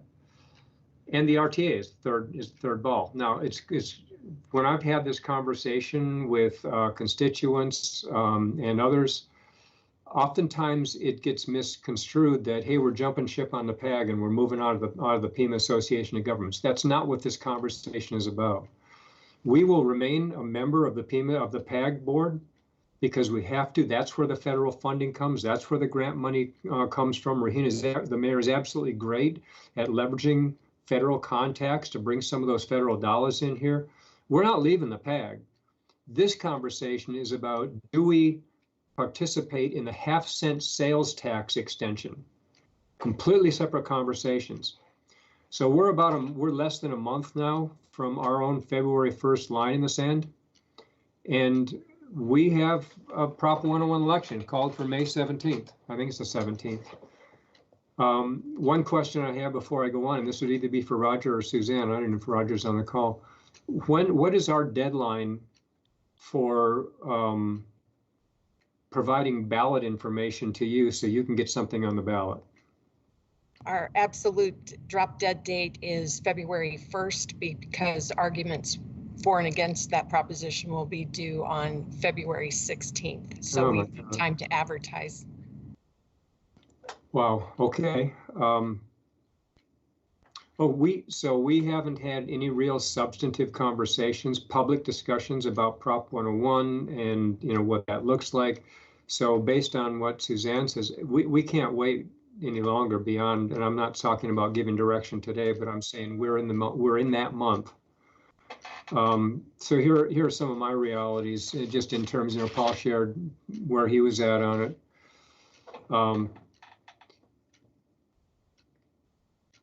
We have, as Mike said, if we went a half cent, we've got $75 million, whatever that number is. If we go a quarter cent, we've got 35 million. 35 kind of fits within the both the labor and material capacity that we have regionally to work with annually. So that number works for me. But more importantly, is what do we see from the PAG when they meet again on January 27th? If they vote, and these are my thoughts with respect to what we do with the RTA Next. If the PAG votes at their next meeting to approve some sort of proportional representation, that's a reasonable compromise between what Rex Scott presented and what the mayor presented, then that would be an important step. But they need to vote. They can't keep talking about this and kicking that can down the road. The second thing is they continue to dodge the issue of inflation. Our current projects have been impacted because they've been backloaded. The 2006 budgets for our projects are out of whack. And so the reality is, within the bylaws of the RTA, there is an inflation adjustment. And so they need to abide by their own bylaws. And it's also not forget the fact that in 2006, when this went to the ballot, the RTA was supposed to pay for utility relocations. They changed that. So let's not let them off the hook for paying for inflation adjustments as well, or we're going to wind up picking up a huge tab that's not accounted for in Mr. Ortega's projections. Third point is, I think, similar to what Paul was saying, and that's front loading us into RTA Next with a very prescriptive list of projects that once they're on the ballot, once they're in writing, they can't bob and weave and dodge and say, okay, we're going to push this back to the back end. So a very prescriptive list of projects. Another important issue that we haven't brought up yet is the Citizens Advisory Committee, filling the membership of that, because right now there are several vacancies, I think 12 or 13, something like that, and filling them with people who more accurately represent the demographics of the region, including the city of Tucson, but the demographics of the region, because right now it doesn't even remotely do that. And then including some level of road repair. I'd support sticking with the RTA if we can get those kinds of commitments, not just conversation. They are going to meet on the 27th. We meet on the 25th. I would suggest that we advise them right now that we're going to hold a special meeting and pivot off of their meeting on the 27th, and we do that on the 28th or the 31st, whatever that Friday or the Monday, whatever works for the rest of the mayor and council and staff. But we're on our deadline. And so I think that we have to let them know that you guys go ahead and meet on the 27th, but we're coming in right behind you. And based on what you do, we're going to act because we have to. At the very least, I'd say that we need to see 5 votes from the PAG board to address proportional representation, some prescriptive project list of funding honesty, which is to say inflation adjustments. Quite frankly, Farhad, Honey, and Murphy, and I don't mind naming them because they went out public and wrote these foolish op-eds. They've been creating little silos, and we're getting rolled. That means 50% of the tax base in this region is getting rolled, and we gotta throw down on it and say, look, if you want us to participate in RTA Next, make a commitment by vote on the 27th, because we're going to meet on the 28th or the 31st, and we're going to respond to what you guys do on the 27th. I totally agree with what Paul said. We're not bluffing. This is for real. So we got decisions to make by the 1st, and they're gonna give us the ammunition / opportunity to react to what they do on the 27th. So those are my thoughts, Mayor, and I appreciate the time. Thank you, Council Member. Absolutely agree 100% with your comments, and that's why I think this conversation is so important, to look at what funding sources we have. We've already called the May election, so we've got to absolutely make decisions. And I agree. I think the 31st would be the best date for us to make our decisions, especially on language and how much of a sales tax percentage, whether it's a quarter, half cent, 3/4 of a cent, or 1 full cent, because the 1 full cent could substitute the funds that the RTA provides the city of Tucson, and we could do major projects with a full cent. Council Can I member, say one more thing? One more thing. Sure. So, first of all, comment and then a question for Suzanne. The comment is, I heard a comment from one of the RTA board members or PAG board members at one of their recent meetings saying, gee, wouldn't it be a shame if the city of Tucson taxpayers chose, or if the city chose not to be a part of RTA, but their taxpayers were funding all of our stuff. It needs to be clear that if we're not part of RTA Next, city residents are not going to be being taxed to fund projects in Sarita. Just so let's make it clear, if we're out, we're out. That includes our tax dollars. And so then the question for Suzanne is, when you say February 1st is our drop dead and we have to go to the ballot, we have to put some pretty specific terms and conditions as to what's going to the ballot together. And so maybe this is not a question for Suzanne, but more a comment for Mike and his team. When we come back for this special meeting, we've got to have some pretty well-defined options. What's going to the ballot? So we can lick the stamp and hand it to Suzanne the next day. And I would ask Mr. Rankin to answer that, because I think he's in charge of putting the language together for us. Mr. Rankin? Thank you, Mayor and Council Member Kozaczyk. I think that was as much a statement as a question. That's right. Because that will have to be accomplished at a publicly noticed meeting. So we will have provided at least the framework of the ballot language such that, assuming that it's approved by the Mayor and Council at a special meeting, then as Councilmember Kozaczyk said, it can get buttoned up and sent to the printer the next day. All righty, let's go with the Vice Mayor. Thank you, Mayor. I feel like a lot of my comments have already been shared by my colleagues on the council. I think one of the things that I wanted to highlight from the city manager's memo that I hope that we can include language related to safety, because what we hear a lot about at our office is around lighting, like the lack of appropriate lighting, especially for people walking, using transit, or riding a bike around town. And then issues related to speeding, so that even within our complete streets framework that we're talking about speed, reductions or opportunities to do that. And that when we're talking about landscaping, that we're being very intentional around stormwater, design. So we're collecting as much of the rain and making sure that we're, taking some of that pressure off of the flooding that happens in some areas of town. And then, of course, always, I know that we have that 1%, that goes to art, that we think about those elements in our street design as well. But thank you so much for putting this framework together, Mike, and the mayor's office for, keeping us moving here just in 2022. I'm so sorry, everyone. I've been having a lot of technical difficulties, but I am hearing through other individuals here in my office the meeting, so I don't lose what you're saying at all.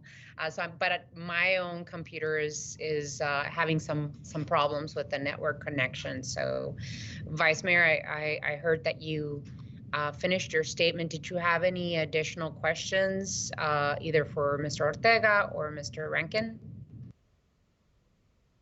No, it was just adding some of those elements into our conversations around complete streets. Okay. Alrighty. And another thing that I wanted to make sure that we understood, that we currently have a half-cent sales tax that is producing funds for our community. So if we go for a half-cent sales tax, it would be a continuation of what we already have on the books.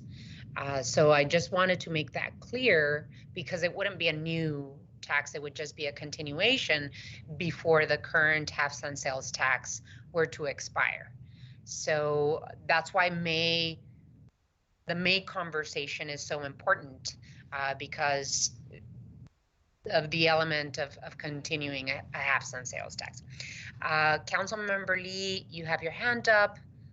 Please go ahead.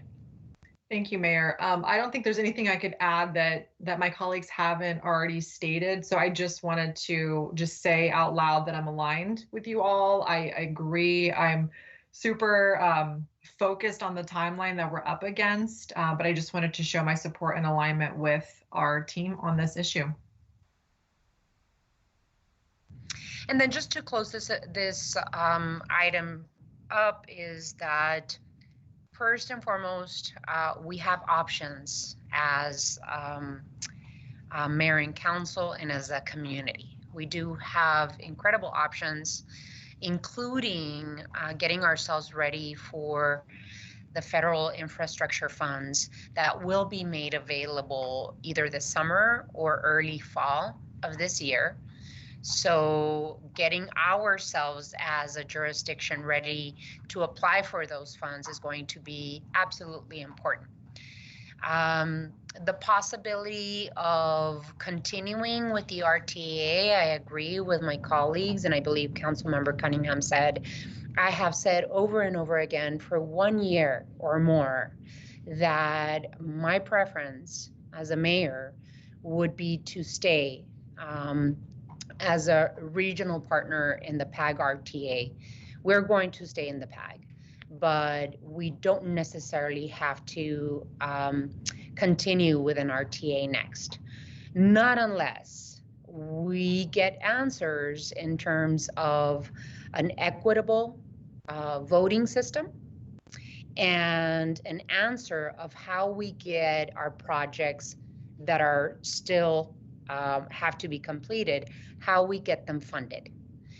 Because if we don't get an answer on how we get them funded, that is cheating the taxpayers of the city of Tucson.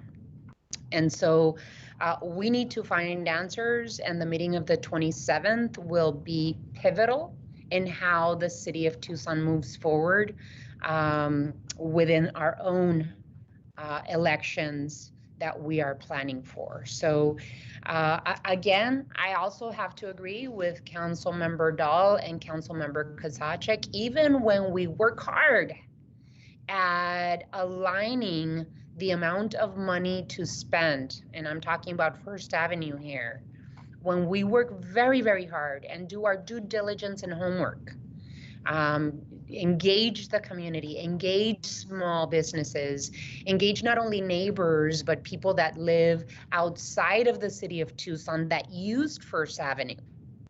And we work very hard to align the cost of that project to what is the voter approved language.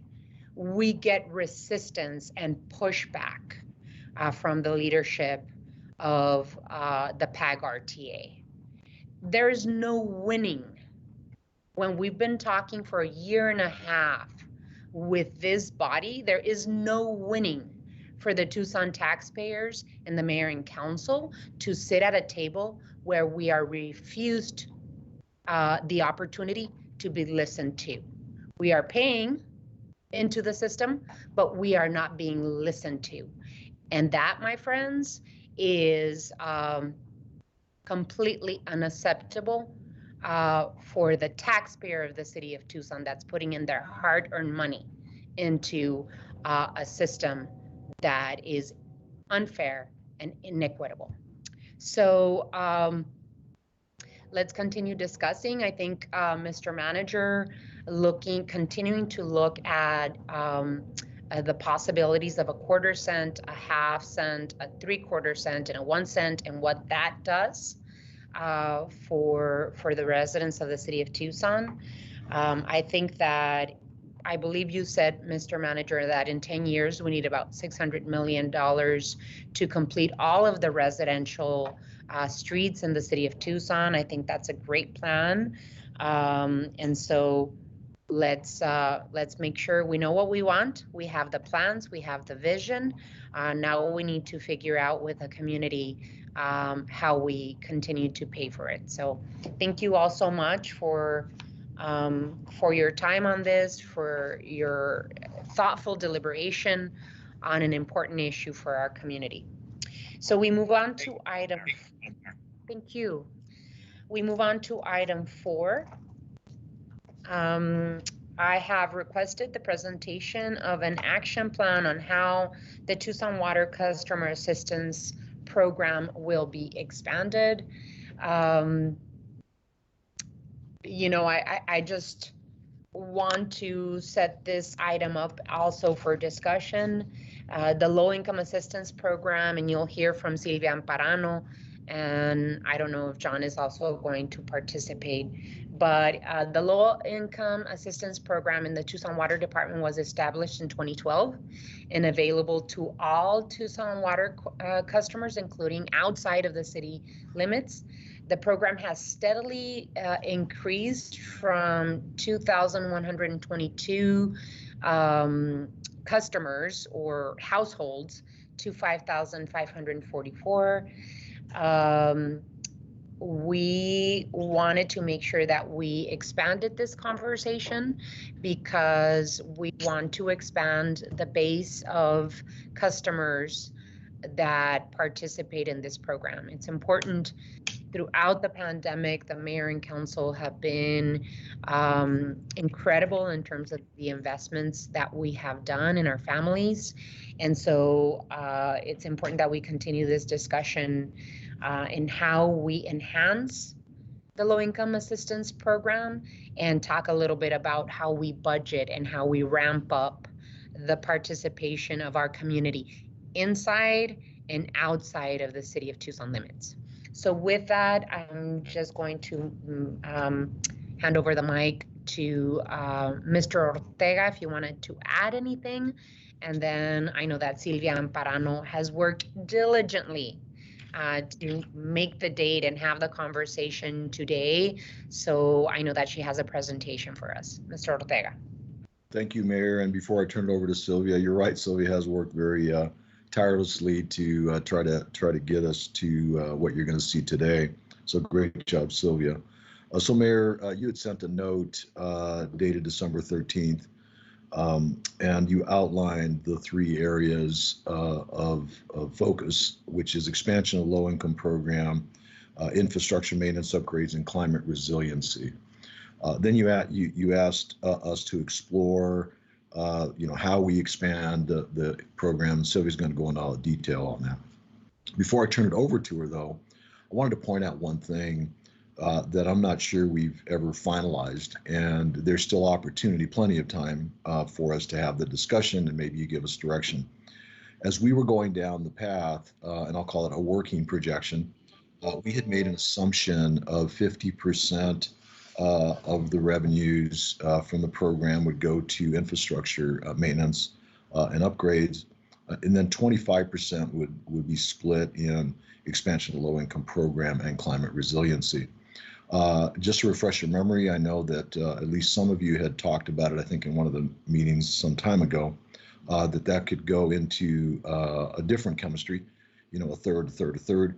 That's fine, and that's totally on the table if you all would like to give us direction on that. I just wanted to make sure you know that we are We're not married to the percentages right this minute because, quite frankly, we're still crafting the programs and we're still going through that exercise. But when you are ready to do that, we're certainly going to receive that and take it, and we'll go down the path with it. So with that, I'll turn it over to Sylvia Aparano. She's our Deputy Director over in Water. So Sylvia, take it away. Thank you, Mr. Ortega, and good afternoon, Madam Mayor and members of the Council. Today, I'd like to provide you an overview of the customer assistance programs that Tucson Water has available to all our customers, like the Mayor mentioned, in our service area. We offer a few different financial assistance programs in the form of payment arrangements, bill discounts, rebates, or fixture repair services. And at the end, I'll share a few recommendations to enhance the assistance offered through some programs. First are the payment extensions. When a customer needs some extra time to make a payment, Tucson Water offers an extension on the payment for charges on the Tucson utility statement up to 21 days past the due date. So customers can request an extension through our IVR system, which is available 24 hours a day, 7 days a week, or they can call us or email the request to Tucson Water. We also offer interest-free payment plans to provide customers relief and prevent accounts from going into collections. And there are many reasons why a customer will qualify for a payment plan, such as a back billing due to a stuck meter or an abnormally high bill due to high water usage. And we work very closely with our customers to set the terms of the payment plan agreement. Next, Tucson Water offers or provides over $2 million in account adjustments annually. Adjustments for a single cycle are available to customers upon request when there's a high water use because of leaks or theft or vandalism or another known consumption. But we also provide adjustments when there's an unexplained high water use. Customers may be granted a courtesy adjustment once every 3 years. Through the Conservation Office, the city offers rebates ranging from $75 to $2,000 for installing high-efficiency toilets and clothes washers or rainwater harvesting and gray water systems. We partner with the Community Home Repair Projects of Arizona, or what we call CHRPA, to assist customers with low-income, high-efficiency toilet replacements or emergency plumbing repairs. These programs are funded through the conservation fee, which is the 10 cents per CCF that's charged on the water bill, and provides about $1.5 million annually to qualified customers. Next is our safety net program, which is used for customers who are experiencing a temporary crisis and need some extra support. So staff provides guidance and shows them available resources that can provide them emergency assistance, and we maintain the water service while the issue is being resolved. So the safety net program is administered by Tucson Water, and we offer a comprehensive solution by deferring service disconnections, waiving any recent delinquency charges, offering payment plans, and coordinating financial assistance. For example, a customer who experiences a pipe burst or in their home and they can't afford the high bill and the repair cost, we partner with local community agencies like CHRPA or Pima County Community Action Agency, or PCCAA, United Way, Interfaith Community Services, and many other agencies for short-term and emergency bill payment assistance. Our goal is to keep the customers in service while helping customers find necessary assistance. Next is the Low Income Assistance Program, which is intended to provide a payment relief to low-income customers who may receive monthly discounts from 25 to 75% depending on the income guidelines. And as you know, Tucson Water bills on behalf of Pima County wastewater for sewer service and environmental services for garbage and recycling services. All three utilities offer discount programs, and PCCAA screens the applicants. In the past, each had different criteria, different income guidelines, and different renewal dates. This made it very difficult for our customers to maximize the total discounts provided on the combined Tucson utility statement. In the last few years, we have worked collaboratively to streamline the process by aligning the renewal dates and standardizing the income guidelines. We are using the federal poverty level as the basis and have three different tiers at 100, 125, and 150% 50% of the federal poverty level. Pima County Sewer Outreach Subsidy, or SOS program, and Tucson Water's low-income assistance programs, the tiered guidelines now mirror each other, so that if a customer qualifies for one, they qualify for all three programs. Customers have a one-stop shop and apply through PCCAA for all three discounts, and PCCAA also has access to other local and federal funding to help support low-income customers on top of just their water bill. We meet with PCCAA and Pima County and Environmental Services on a monthly basis to keep the communication flowing, as well as looking at what's working and what's not, so we can improve the customer experience. For example, a few years ago, we learned that our customers were having trouble getting appointments set with PCCAA to apply because they were not able to keep up with the call volume. Tucson Water agreed to take all incoming calls and schedule interviews directly on a shared calendar between the county and the city. This significantly reduced the lag time between the initial call and the interview with PCCAA. The better alignment of eligibility requirements has allowed PCCAA to process more applications per day, allowing applicants to qualify earlier. And since the onset of the pandemic, interviews are no longer have to be in person. So Tucson Water regularly evaluates the programs offered to improve the process or increase participation. The low-income assistance program, along with the program cost, has consistently grown over the last decade. Continuous outreach to the community and to targeted communication based on the census tract data has been made. We're now supporting over 5,500 households in our community, and it's costing us about $1.8 million annually.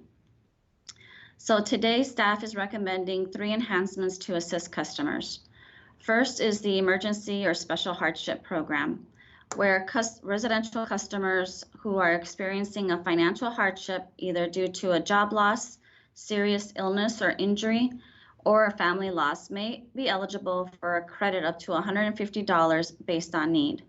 This program will be administered by Tucson Water and provide our customer service representatives an option to offer our customers who are experiencing a temporary crisis. Customers will provide evidence of the hardship and may apply once every 3 years. The next recommendation is to add automatic qualifiers for eligibility into the low-income assistance program. When an account holder already meets the requirements of another public assistance program, they can automatically qualify for 25% monthly discount.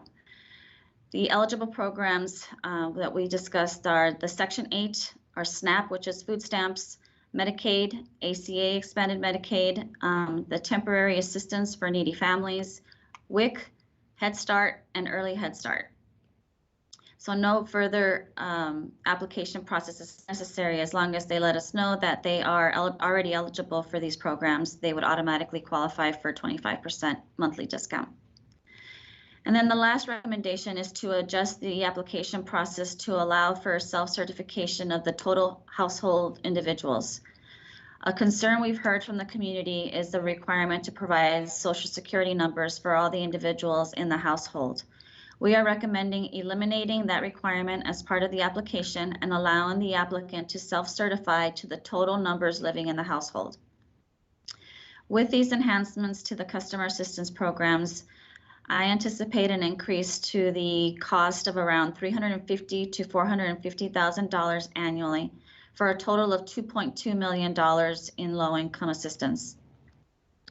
Once we implement the enhancements, we will do a public information campaign to all customers with targeted outreach to the low-income areas of the community based on the latest census tract information in both English and Spanish. That summarizes the enhancements. With that, I'll turn it over to Mayor Romero for any questions on the recommended enhancements on our customer assistance programs. Thank you.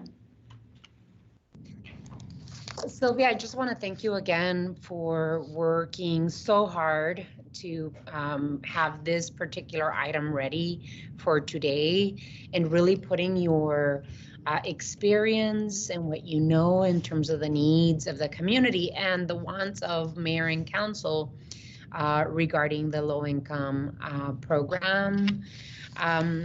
I just had a couple of questions about, and yes, absolutely, I 100% agree with your recommendations as staff to change the program. So hopefully we'll get a motion to pass that. But I also wanted to explore, have, staff explore different ways to streamline the process of income verification and application process. One of the things that I noticed on the memo that you sent us is that you have, in terms of ID, you include IDs such as state ID, driver's license, military ID. It would be wonderful to also include a tribal ID, as well as consular card, to be able to expand that eligibility requirement. And then also there's a big question about how do renters tap into this program. And so can you talk a little bit about the access that we have available to renters regarding the low-income program? Sure. We do, right now the requirement is that the account be in the renter's name. So if someone is renting a home and they have the account in their name, they would be eligible like anyone else. Where we think there would be some more challenge would be for apartment complexes where the water account is not in the customer's name, it's under the landlord's name. We have started exploring options for renters. It would have to be an agreement between the renter and the landlord in order to that they both agree to receiving a discount and either reducing the rent in that amount, and that way the tenant is actually receiving the discount, not the landlord. So we have to work through that. That would take a little bit more research on our part, but we are more than happy to explore that as an option. That's wonderful. I'm so glad that you've already been working on it. I imagine that working with Housing and Community Development Department to explore the possibility of extending it to renters and finding a way to help them with their pocketbook would be wonderful as we continue to work on this.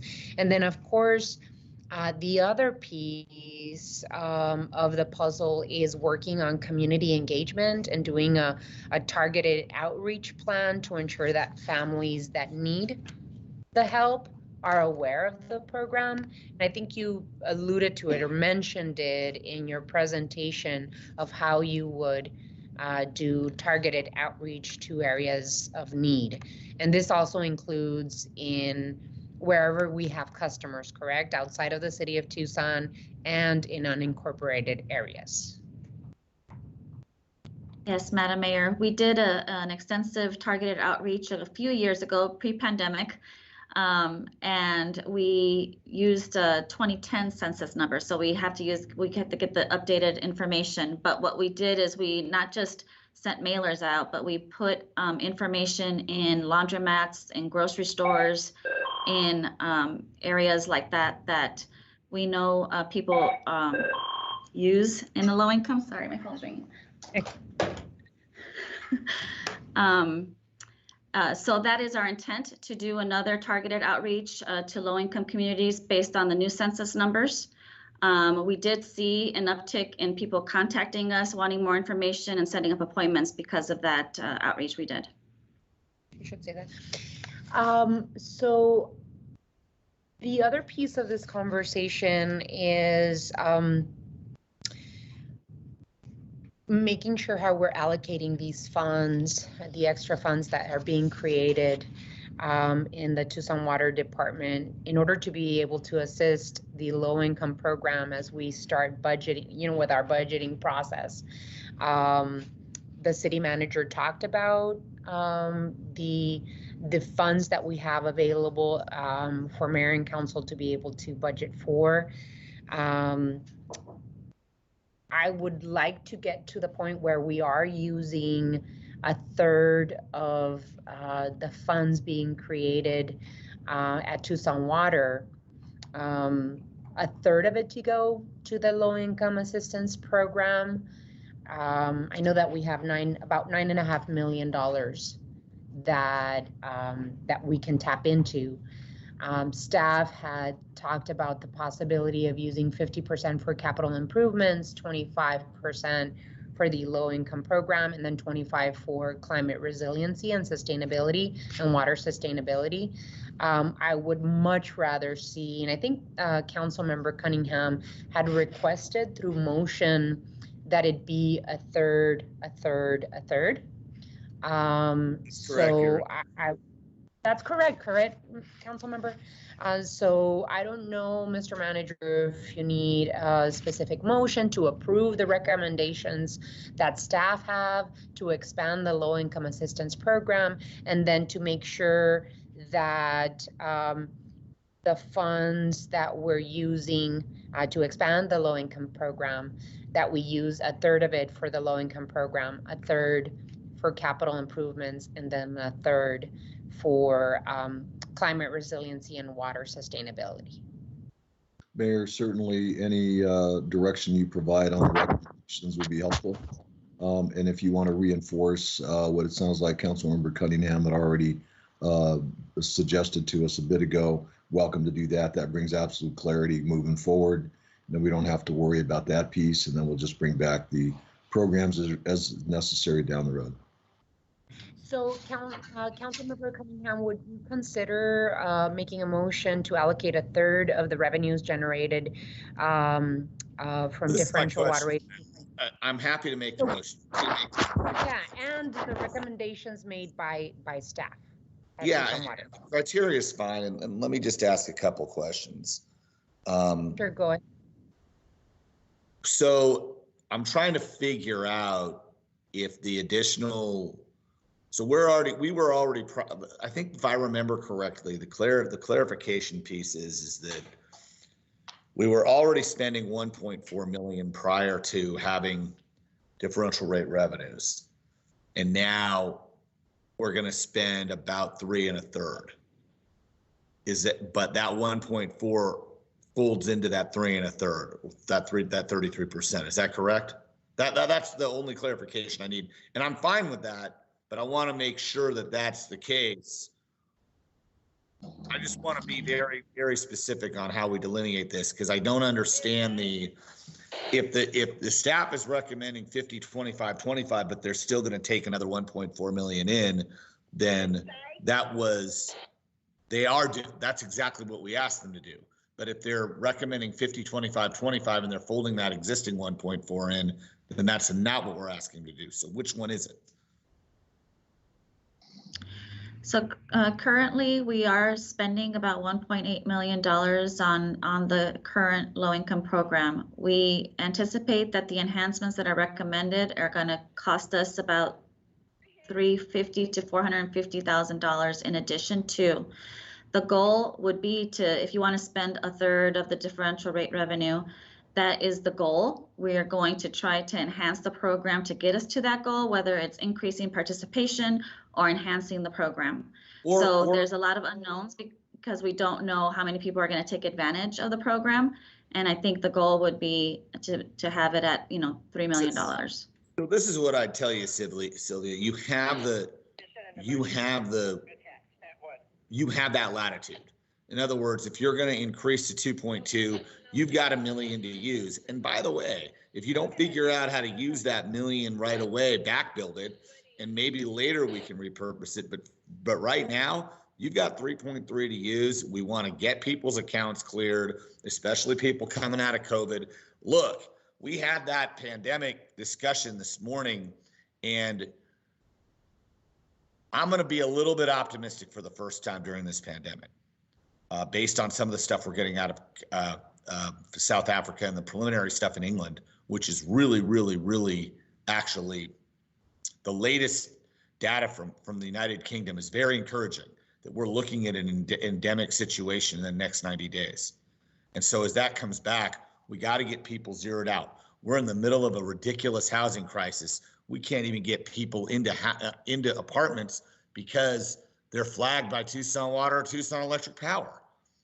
I mean, we've got to be able to clear these accounts. And if we've got somebody who's out there who can't get qualified as a tenant in a new place because they owe $177 to Tucson Water from 18 years ago, we got to figure out how to handle that. So there's other uses of this money. You've got the other 1.1, use it to make sure we can get people into housing. I mean, that's the bottom line here. That was what we instructed you to do. I'm okay increasing our 1.8 to the 3.25 or so. I'm totally okay with that. That was what we said before. So I'm going to make that motion again, that it's a third, and I'm going to ask that the council support me again, that it's a third, and a third, and that's what we're doing. That's my motion. Second. And then to also accept, Councilmember Cunningham, accept the recommendations for staff to expand. The criteria and the detailed work that by the way, and I know I'm acting frustrated about having to make the motion again, but Tucson Water, congratulations on the criteria and the work you did in the specifics to implement this program, because that was a yeoman's job. It's a lot of work and a lot of detail. And by the way, to the 18 people watching this study session who aren't part of the city,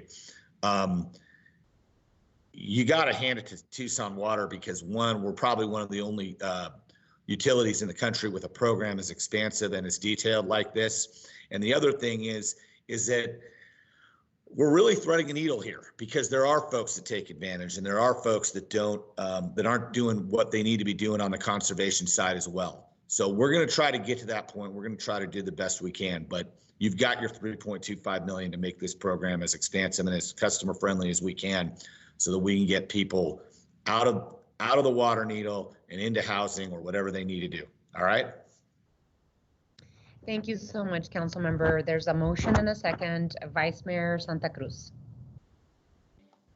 Thank you, Mayor, and thank you, Sylvia, for the presentation. I just wanted to make sure that under the emergency hardship program, that COVID-19, still qualifies customers under that. Is that the case? It does. So yeah, there's a significant loss of income that would qualify them. Okay, and so as I'm looking at the income guidelines that became effective last year, are we taking into account like the housing costs that have risen, especially for renters, as rent, prices keep going up? Is there a way, to accommodate, these guidelines, keeping the housing cost in mind? Yeah, so the federal poverty level gets updated every year, and they take that into account as far as, what the new level should be. So the one that's on our website, every January, they actually update it. We should be getting ours soon to update, but we don't personally take how much they're paying into rent or, mortgages. We base it on what the income that's coming in and how many people are living in the household. Okay. And then finally, I guess, in adopting, these new, considerations, Mayor, for me, seeing that the credit at $150, I don't think it's enough. That might cover a month's worth of, water payment, that I think we should consider up to 3 months of supporting, families that meet, job loss or serious, illness, especially if it's, if it takes people, some time to get another job or to find housing, just to making sure that we're stabilizing folks, because just 150 credits seems very little, especially if it's what they can apply to every 3 years. So just to clarify, the $150 a month year was based on 3 months. Our average water bill is $42 a month. So I think you're thinking about the Tucson utility statement as a whole, which includes sewer and garbage, is closer to $100 a month. So we're crediting the water portion of the bill. It could be, increased if you so choose, give that direction. It's just going to be more expensive. Thank you for that clarification, Sylvia. But I think, is there an opportunity to work with ES then, in this credit, and then even with the county as well, so that folks are actually seeing more than a third, discount in their water payment, that might actually provide, some significant relief to families. Vice Mayor, I think it's a great idea. I know that Tucson Water has, as Sylvia said, they meet monthly with Pima County sewer and wastewater, as well as ES. I would really like to explore what type of relief Pima County offers on their end in terms of wastewater and sewer charges. If they can align themselves with the city of Tucson to make sure that they're also providing relief. I think that's the most effective way that Tucson Water has been able to move the needle on getting one person all of the help necessary to provide alleviation for one bill.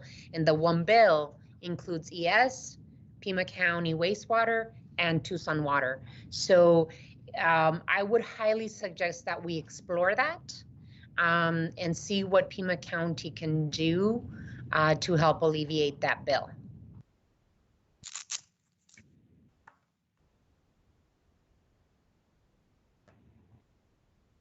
Excellent. Alrighty, Councilmember Dahl and then Councilmember Fimbres.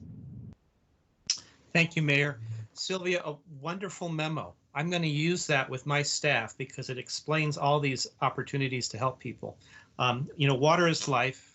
The price is inevitably going to go up, and we need to make sure everyone has access to safe, clean, affordable water. And I think this is a big part of it, and I'm so happy to be part of the process. Two things in the memo I especially want to praise. The specific that we're allowing self-certification of households and not having to have people show their IDs and social security numbers just makes it less, it's a better experience for people, I think, and we'll get about the same information. Then I was really amused to look at the amount of discounted charges by ward, the chart that showed the many wards, and that outside, people are getting a lot of this outside of outside of the city. People who are in Tucson Water are getting these discounted charges because they need them and deserve them. And that my ward I think is inappropriately small. And it flagged for me that maybe there are customers in my ward who could make use of this program based on what I know of the economics of our ward. And so I'm going to pledge that my staff and I are going to work with Tucson Water to do as much outreach to make sure that people know that this is available. Thank you, Sylvia, for your fine work, and proud for the leadership of Mayor and Council on this one.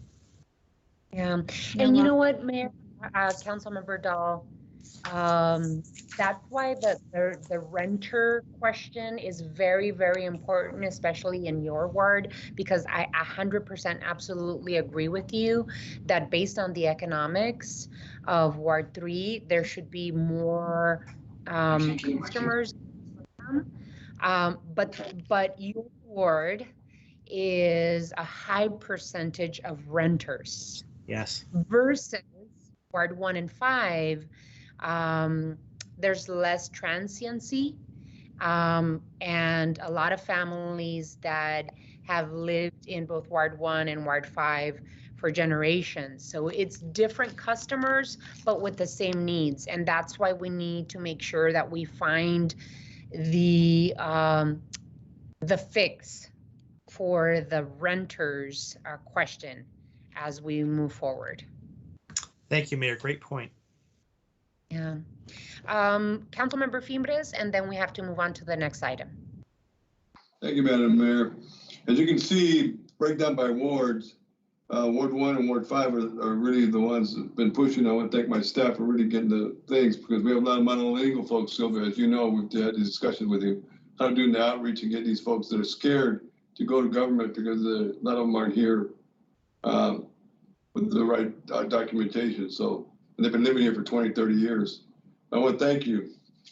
But my question is can the mayor and council be reminded of how Tucson Water works with agencies and services providers as Pima County Community Action and ICS? Sure. Thank you, Councilmember Fambris. We work very closely with PCCAA. We have a couple people assigned to the low-income desks who deal with customers all day long and trying to get the communication between our agencies, clear. So the incoming calls come into Tucson Water, someone struggling to pay their bill. We offer them, are they taking advantage of our discount program? If they're not, we give them the information. We set up an appointment. But while they're there at PCCAA, and actually I visited PCCAA myself and sat through a couple of the interviews so that I can have a better understanding of it, is, it is just getting some household income information as well as the number of people in the household, but they also have access to, do they need help with their TEP bill? Do they need help with, making their rent? And so PCCA doesn't just look at, you're here for an application, but looking at that household and what do they need, and offering them other funding that's available as well. So it does, when I say it's a one-stop shop, that really is, how can we help them? And they have the same goals, right? They want to be able to provide the funding to those who need it. And when they reach out to us first, we're the first line of, let us tell you what is available, let us help you, we'll walk you through the process. And so it has been successful as far as the people who do take advantage of being able to provide information so that PCCA can look at the household overall and not just for one program. Okay. What is the staffing levels of Tucson Water's overall customer service efforts? We have enough staff right now. I know you said about 130 something are there, but is that enough? Yeah, because we have a lot of folks that are monolingual, still on landlines. They don't have websites. They don't understand Wi-Fi. They don't have cell phones. They have landlines and they're monolingual. So that's a lot of challenges for a lot of our staffing and for us. Sure. I believe we have the right number of authorized FTEs. It's a matter of keeping them filled and hiring. And so we have seen a difference in when we open up the recruitments for our customer service reps. We used to get hundreds of people apply. Now it's, 50. And once we screen them, it's really, low. So we're not getting the full class to go through a training.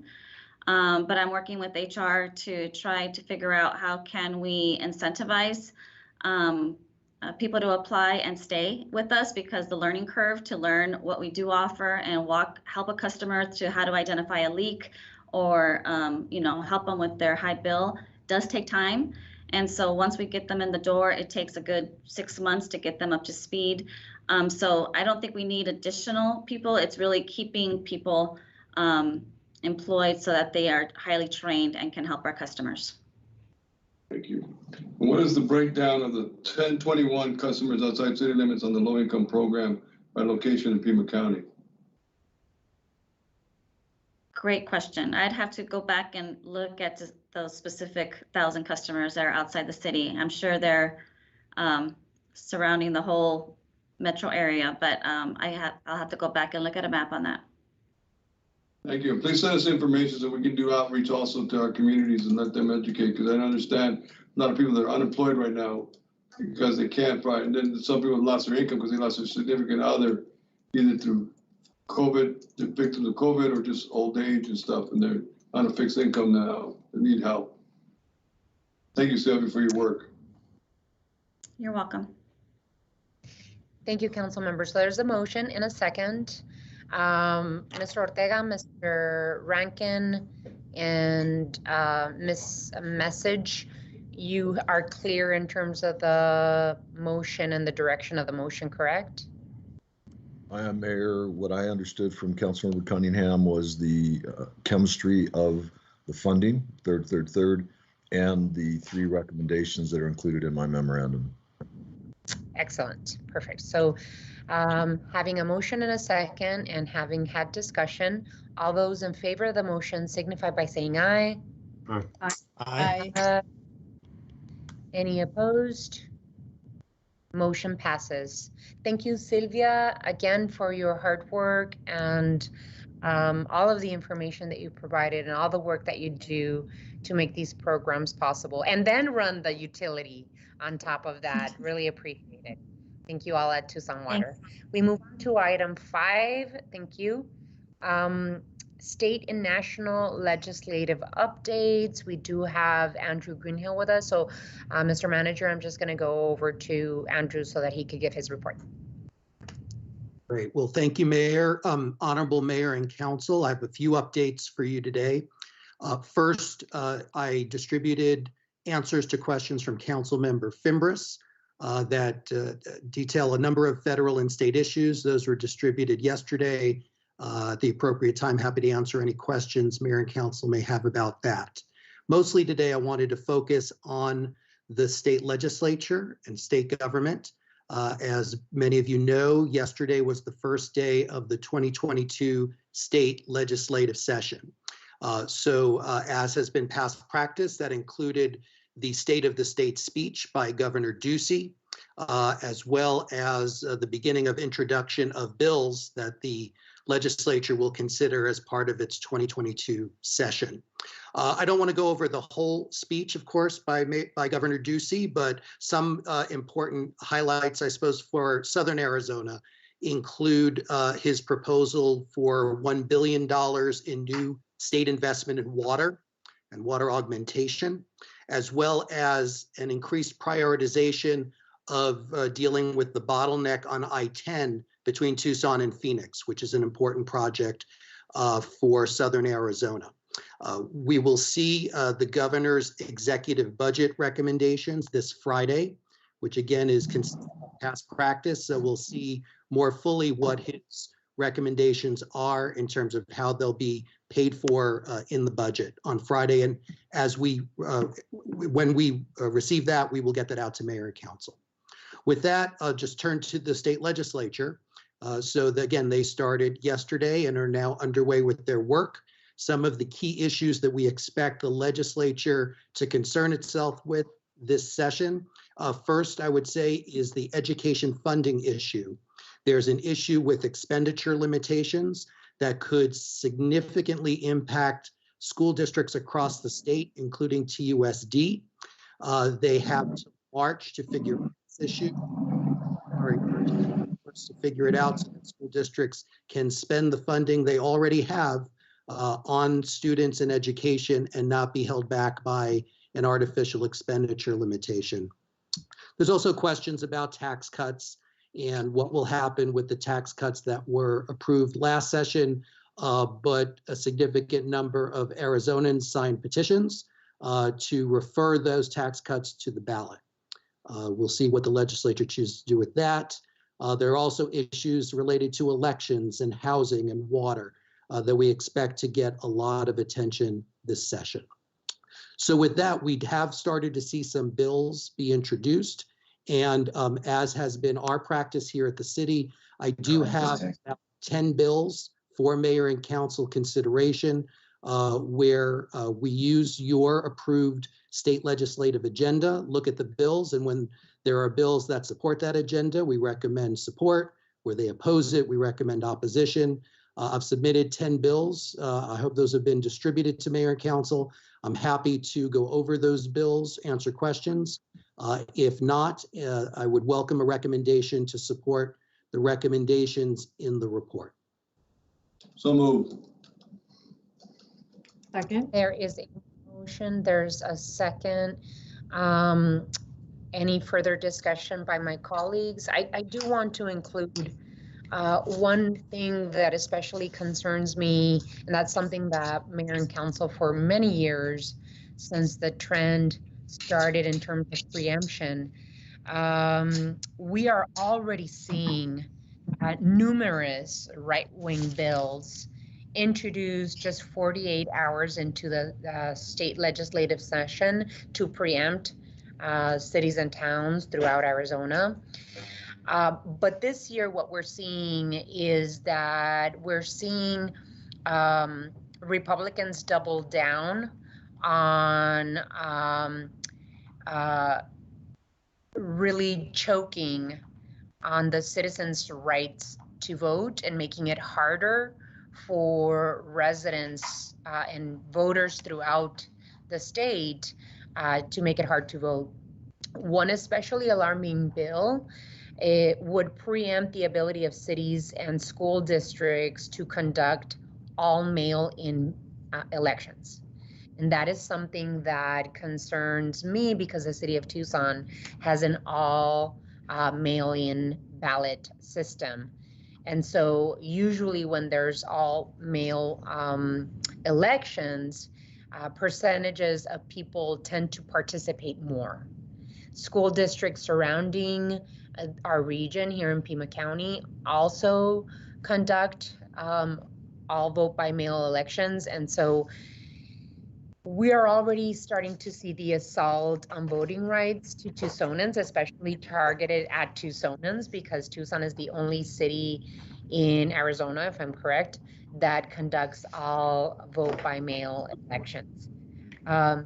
So I don't know if you all have noticed, I have been doubling down on my work as the mayor of Tucson to encourage our senators here in Arizona and the US Senate to pass voting rights legislation that includes a carve out of the filibuster to be able to include voting rights in that carve out. So again, unfortunately, this year we are going to see the continued assault on our democracy by this state legislature and the continued assault on being able to move on policy priorities that Tucsonans care about. And so, yes, if it includes, you know, the mayor and council taking a position against these types of bills, Andrew, please push as much as possible against this assault on voting rights on the state You legislature. need a motion on that, Madam Mayor? No, this is mostly commentary, Councilmember Fimbres. It is highly concerning that the state legislature is going to absolutely attack the right to vote of the residents of Tucson and all of this state. So I think that, Andrew, correct me if I'm wrong, with the motion that you did, Councilmember Fimbres, it covers this particular bill as well. Thank you. Yes. It's in there. That bill's in there.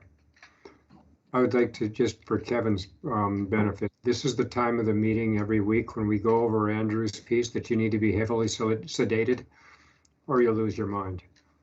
Because we're talking. Yeah, it's a very hard piece of our discussion at the end of our discussion. So there's a motion and a second to support the recommendation by staff on these bills. If there's no further discussion, all those in favor signify by saying aye. Aye. Aye. Aye. Any opposed? Motion passes. Thank you, Andrew. Did you need anything else from us? No, that's all. Thank you, Mayor. Thank you. Alrighty, we move on to item 6. Does anyone have any items to remove from the consent agenda? Hearing none, we move on to item 7. Does anyone have any items for future agendas? Hearing none. We'll be presenting a memo at the next agenda meeting. We talked about it in a homeless meeting today about a broader discussion for the 25th on homeless protocols and what we're doing citywide, but it's laid out more explicitly in the memo. Excellent, thank you. Hearing that, we move on to adjournment. The regular session will start at 5:30 p.m. So it'll give you some time to stretch your legs, maybe have some dinner, and then we'll see you at 5:30. Thank you all.